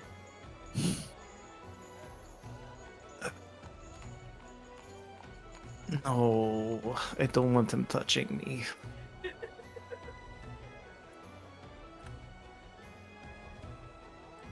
If you want, I can carry him.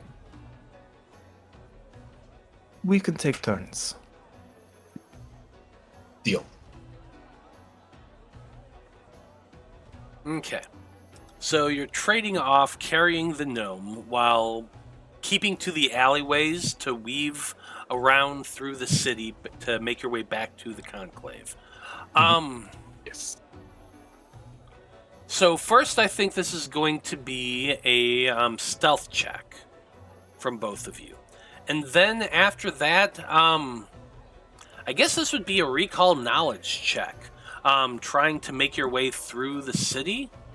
Okay. If you have any like lore skills related to navigation or like street smarts or anything like that, that would probably come into play. No, I just got haunt or local undead. Probably not helpful. Just got engineering, which doesn't feel right.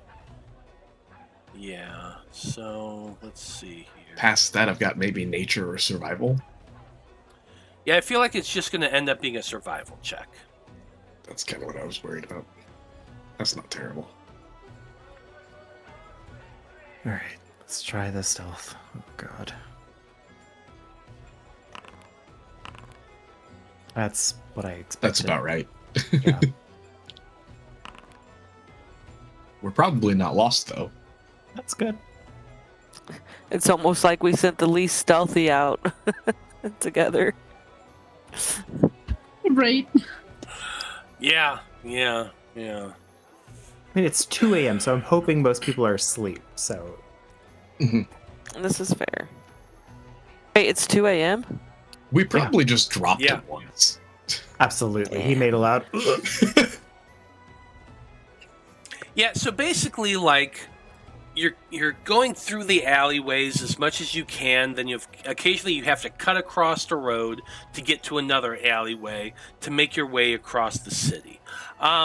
It's time consuming, and the good news is you don't get lost. Kikiro is pretty good at navigation and knows the general direction of where the conclave is, so kind of keeps you on the proper path. There's a couple times that, like, as you're scurrying across the road, you drop Zormunder, he oofs. You have to grab him again and hurry up across once more.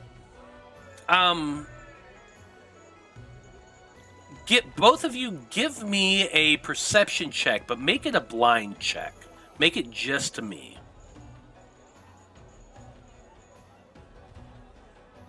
Blind GM. Okay.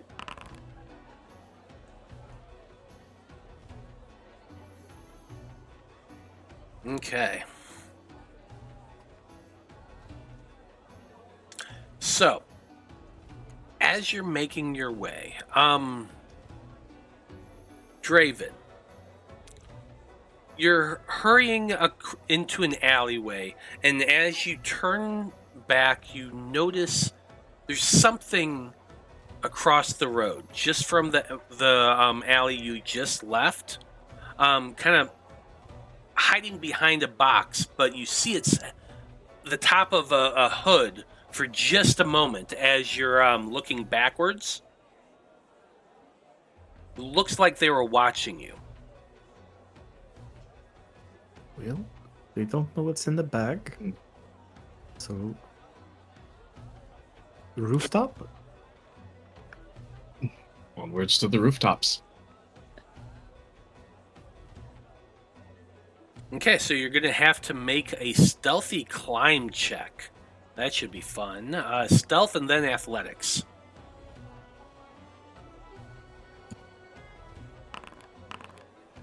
That's fine.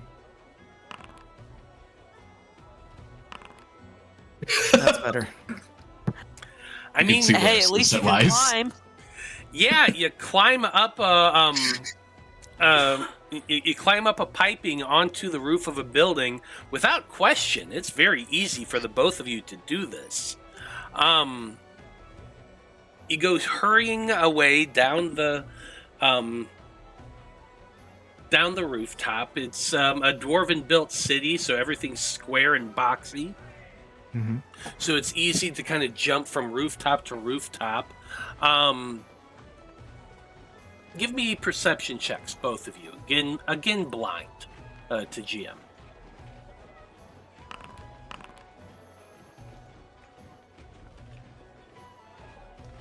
Draven, that hood, you spotted again. You see it lift up, hiding behind the ledge of a building's railing, the top of the building, kind of peeking its head out. Not only do you see the hood, but it looks like a kind of conical, or not conical, kind of cylindrical-looking goggles peeking out from underneath the hood. What do you want to do, Kikiro? Do we just book it and hope we can lose them? I think we just book it back, yeah. Okay. Listen, we're just carrying a satchel, or a big bag. Yeah. This is Alright. just our friend. It's his bachelor party. Let's go. Give me another athletics check, the both of you.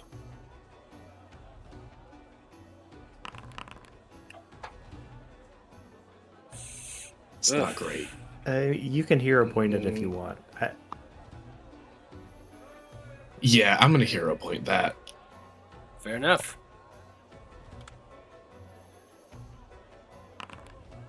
Oh my god. It is That's fate. fine. It's fine. Mm. It's fine. I'm carrying him. I'm running. It's good. You're carrying him, you're running, you jump over a particularly wide alley. Draven makes it just fine, and rolls. Kikiro jumps behind, misses the edge of the landing, and goes falling downward. This is fine. I love falling. Yeah, you got, it's a 20-foot, fall. I don't Looks like take a fall few damage people. anyways. Few people in the stream had a stream error. So what happened was they're trying to jump across one building to the next. Kikiro missed and fell. Tried to use a hero point, couldn't recover. You fall 20 feet. I think you're pretty okay with that, right? Yeah, I don't take fall damage anyways. Yeah. So you just kind of angle your wings and glide downward, but you are now down on the ground. Draven, you look down the alleyway and see Kikiro landing safely. Okay. But now you're on top of the building. Kikiro is not. That's okay. I'm still. The game plan was to go. Kikiro is safe. Yep. I have a destination. I'm still going. I'm gonna keep trying to outrun him. Okay. You are just booking it. Kikiro, are you going to remain on the ground and keep going that way, or are you going to climb back up? I think I'm gonna remain on the ground, take a left turn and go a little ways in a different direction from Draven for just a little bit, because we're still aiming for the Erudite Conclave. Okay. I just want to kind of force whoever's tailing us to pick one. Got it. Okay. So you start making your way in another direction. Stealth checks for the both of you. Or actually, no, stealth check for Kikiro, athletics check for Draven, because Draven's just running and jumping.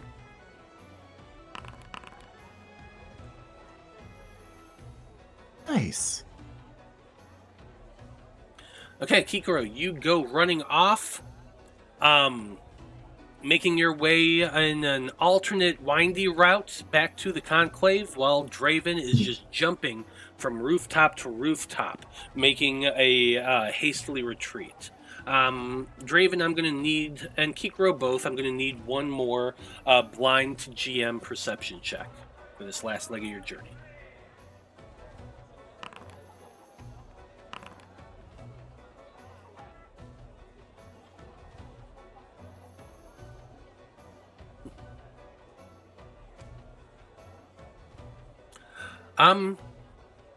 Neither of you notice the individual following you anymore.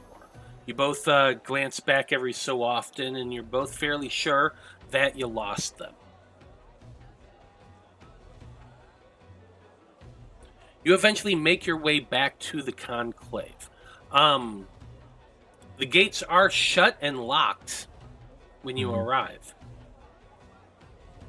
Are there any guards or anything on post? Perception check.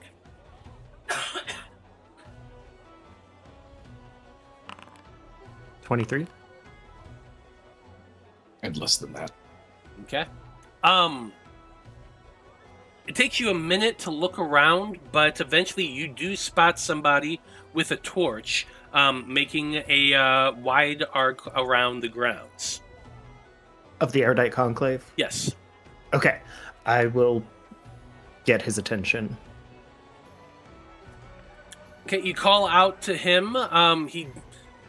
He pauses and eventually makes his way over. You see that this individual is a half-elf man. He's holding a torch. He's wearing the typical tan, trimmed with green robes of a conclave monk.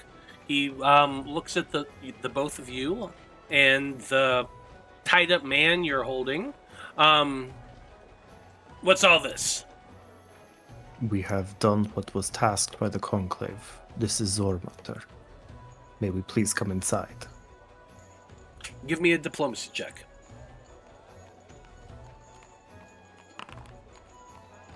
$13. The Conclave's closed for this evening. I have a very dangerous criminal in my possession. Please let us inside. Or take him inside if you won't let us inside. But this man needs to get inside that building. You have paperwork? I do. Hand it over. I'll hand it over.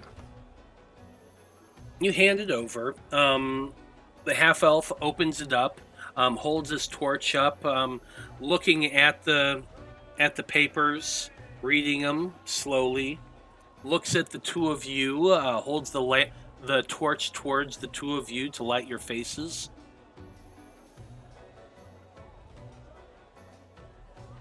This appears legit. Hold on. He takes a moment to unlock the gate and push it open, allowing the two of you inside. Great. The two of you hurry in through the gates. He closes it and locks it, and then leads the two of you across the grounds to the door of the Conclave. There, he unlocks that door as well and says, I don't know who's up right now, but I'm sure somebody is. Is there a place to take prisoners to? He opens the door and looks inside and says, there's somebody at the front desk. They'll help you. Awesome. Thank you so much. May your room bless you. You enter in and you see the same Dragonborn I described earlier, still sitting there reading her book. She looks up at the two of you and... Oh! We have done what was tasked of us. And I'll show her the sheets too, so we can just skip the thing. How Please. did... Hold on for one moment. She puts a bookmark in her book, places a hand next to her ear, and begins casting a spell, mumbling a little bit. She waits and eventually... Oh, okay, Trinidad will be along momentarily. Just wait here. Wow, we brought him through the front door. Did you... You weren't followed, were you? I have no idea. Nobody mentioned a back door, so if that is what we were supposed to be doing, no one said it. So I believe we had hopefully lost him, but we were followed for a brief moment. Thankfully, he is in this handy-dandy sack, so you can't tell who it is. They look at you like, no, there's definitely parts sticking out.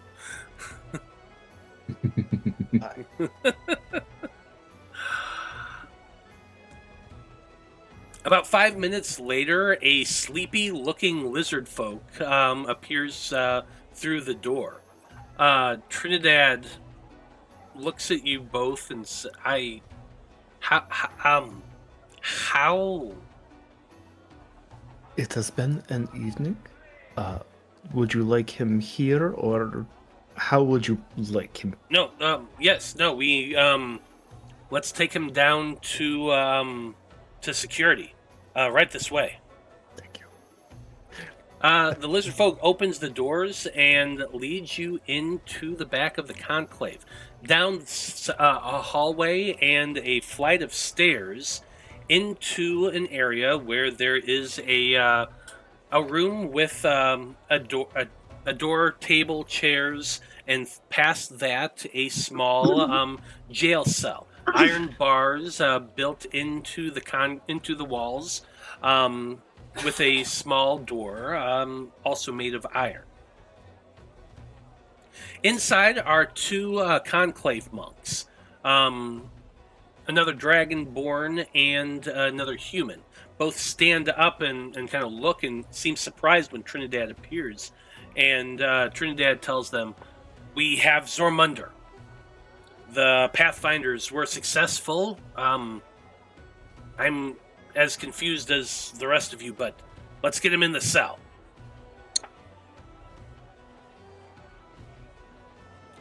The two monks hurry towards you both, taking the half-covered gnome from your hands and taking him back to the cell. You watch for a moment as they begin to untie him. They take off the hood. They unbind his hands and let him go once he's in the cell itself. And then the two of them exit, leaving the blindfold still on him while he's sitting there on a single stool. Inside the cell, there is a small bunk and a stool and a bucket, and that's really it. They leave the gnome sitting on the stool, exit the cell, lock it, and then motion for the two of you to follow. The two of them exit the room, along with Trinidad. You both pause to look back at Zormunder, sitting on his stool. He has not removed his blindfold. He just is sitting there, rubbing his wrists. The two conclave monks push you out into the hallway and close the door behind them.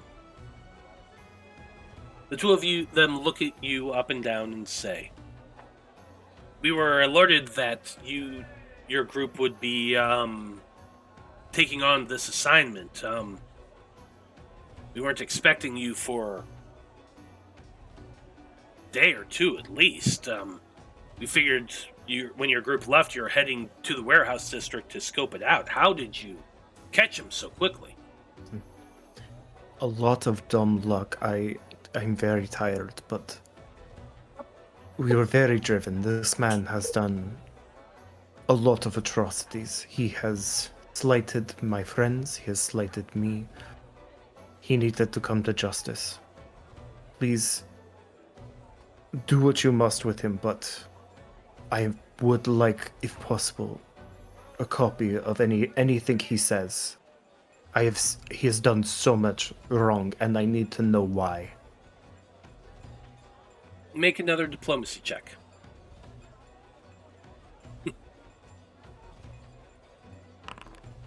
Oh my god. I'm good at this. Clearly. Are you sure about that?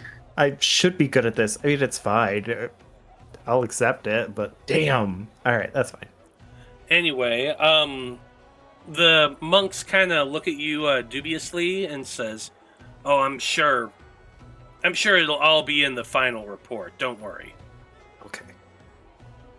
That's all that matters then. Well, if it's okay with you, gentlemen, I would like to go to sleep now. Yes, of course. Thank you. We will be our questioners will be along to question Mr. Zoramunder here very soon. In the meantime, get some rest. Apparently, you all earned it. The Trinidad kind of shakes his head. Yes. We're all very impressed. We'll after we question Zoramunder in the morning, we'll meet up with you to settle accounts. Of course. Well, I heard that your friends are already back in the barracks. I'm sure you can find them there.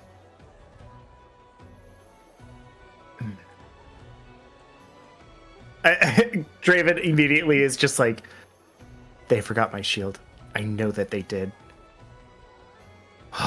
Damn it. Like, without even knowing it, like, I think he doesn't realize that Malachi is still or with the shield, but like, I know he knows better than to trust them. The anxiety of wanting to know where your shield is the guiding force that leads you back to the barracks underneath the Conclave. You enter the barracks and you find Maiko and Aeden asleep on their bunks. Good news is you do spot your tower shield leaning up against the wall. Malachi is not in the room.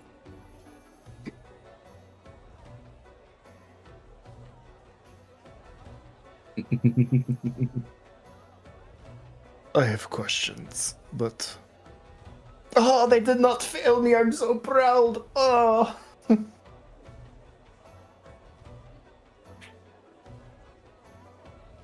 there anything else the two of you wish to accomplish before heading to bed? Kikiro, how are you feeling? That was quite the fall. Oh, it was a great fall. Did you have Like fun? 6 out of 10, maybe? I've had better falls. Oh, okay. Of course. Well, But the sheer unexpectedness was top tier. okay. I will take your word for it. I don't think I will have as much of a good time, but I trust. People with solid bones tend not to. Solid bones. You kind of fist bump and make your way to your beds. Mhm. Okay. Yeah, you find your way to your beds. You're able to get a long rest, so go ahead and hit that long rest button.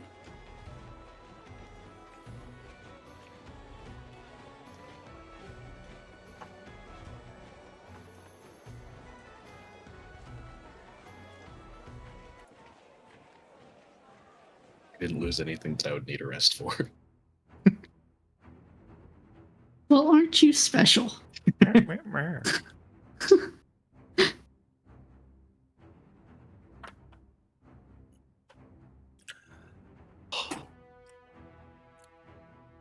It's interesting. Something wakes all of you up almost at once. It's the sound of a really big explosion. I didn't do it. Wait, hold on. Yeah, I didn't do it. I know you're a good noodle. Yeah, you are all shaken awake, kind of jostled out of your beds. What was that sound? Definitely sounded like an explosion. I should go investigate. Go with you. No, I go with you. You can't go alone. I got this. Okay. I'm sure it had nothing to do with anything that we did in the past 24 hours. Oh no, do you think this has something Probably to do not. with what we did? No, that's what I'm saying. It didn't. It definitely didn't. Okay, so nobody got hurt because of what we did, right? I don't... Exactly. It's not our fault. Whatever it was, it's not because of anything we did. Oh, well, we should hurry. They might need my surgical expertise. Needle and thread. Yeah, we Let's should go. help. The bunk room is pitch dark right now. That magical illumination that typically is keeping the innermost areas of the conclave at least dimly lit does not seem to be working right now. We're good. This is normal. I can still see everybody. I can count the whiskers on Maiko's face right now. We're good. I'm gonna sit on Draven's shoulder. I'll put you there. I'll light a torch on the way. Okay. Hey, Draven. I might have broke into the library last night. What? She says as she's like rubbing her eyes, still half asleep. What you did? Why? Wait, no. Maybe I dreamed about breaking into the library. I just need a new book. Oh, sweetie, if that's all you need, we can get you more in the morning. I tried to get her some books, but they wouldn't let me have any. Okay, I'm very interested in everything you guys have to say, but there might be an emergency and people might need help. Shield, Yes, needle. Let's go. Absolutely. Shield in hand, a torch lit by Kikiro, your group exits the barracks and into the hallway. The hallway is just as dark, and as you look to the left and to the right, you do not see any sign of anyone. The hallway is bare, as many of the hallways in the Conclave is. It's pure sandstone, no real frills or decoration, occasional doors every so often. There's a few other people who's opening the doors and looking around as well. You look down the hall and you see a few individuals in another barracks door peek their head out and look around. They look down at you and call out, "What's going on?" I don't know. Are you guys okay? We're going to investigate. Yeah, we're fine. We heard sound like an explosion. That's what we heard, so we're going to make sure everybody is okay. Which way are you going? The hallway goes to the left and to the right. Is there any visual, obvious signs of destruction from either side, or? No. Give me perception checks. Anyone who wants to look.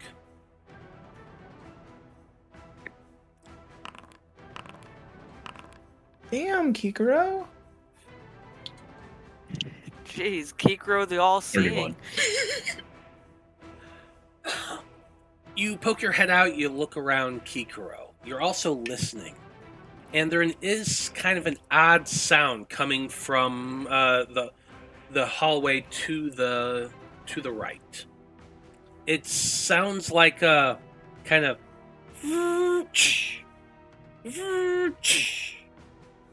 but it's distant. But it's a sound you've heard before. Oh no. Pull out Yes, my we're doing sword. this. Do I hear it? No, Kikiro's the only one who heard it. Oh, okay. We're going to the right. Okay. Do we need to get ready for combat, or? Probably. Oh, let's go Maybe. flaming sword. We've got work to do. You pull out your burning sword. It's smoking a little bit. The monks see your group heading to the right. They not. Well, check this way, and head the opposite direction to the left. There's 4 of them making their way down. They don't seem to be as well armored as you all. They're just wearing robes, but they do have weapons in their hand. The 4 of you hurry, running down the hallway, listening for that sound. You turn a corner of the hallway to see a very grim sight. Kikiro, your torchlight illuminates a bloodbath. Dead bodies lay strewn about the floor. Blood is smeared across the walls, the floor. There's half a dozen of them in total, all wearing conclave robes. Aeden, you'd come up behind Kikiro and you see this as well. You also see there's a couple books. I'm sitting on Draven's shoulder. Oh, you're on Draven's shoulder. Well, you would see that amongst the bodies, there's books Ah! covered in blood.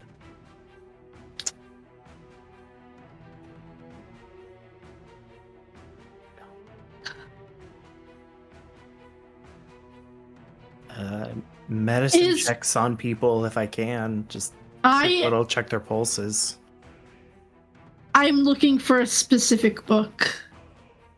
The one that the Dragonborn receptionist was reading. Well, Draven, I need a medicine check. Aeden, if you're looking for a specific book, give me a perception check. Draven was so proud for a second because I think he thinks you were also going to go help look for possible survivors. Well, this is her way of finding out if the receptionist was there or not. Kikiro, what were you saying? I was also liking to check for Yep. bodies that aren't bodies. Yeah. People still. Absolutely. Okay. 23 perception check. 17 medicine. And god damn, Kikiro. 71 medicine from Kikiro. God damn. Aeden, you do not see the Dragonborn receptionist or her book amongst these dead bodies. Draven, Kikiro, the 2 of you examine the bodies. Kikiro, you are able to determine very quickly that they are dead. Looking over the bodies, you see sharp slash marks, and bruise or you find cracked ribs, dislocated arms, heavy gouges and pierces from large weapons in these bodies. They seem to have been pummeled mercilessly. The bodies are still warm. Blood is still leaking from them. It couldn't have been long since they died.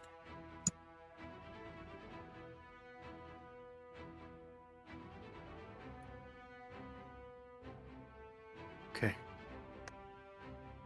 I say a quick prayer to Jorun for the fallen. And then Draven's gonna book it. Yep. Onwards. Wherever that sound is, wherever it could be, that's where we're going. Okay. And I think that's where we're going to end things for this evening. The group standing up and running down the hall towards the sound that Kikiro had heard. Well done, everybody. We made it back to the Conclave, but what is going on here? Can't wait to find out here in 2 weeks. Ah! But hey, why don't you go ahead and add another 150 experience points to your character sheets. 150. Okay. 366. What was it? 366. Awesome. Plugging along.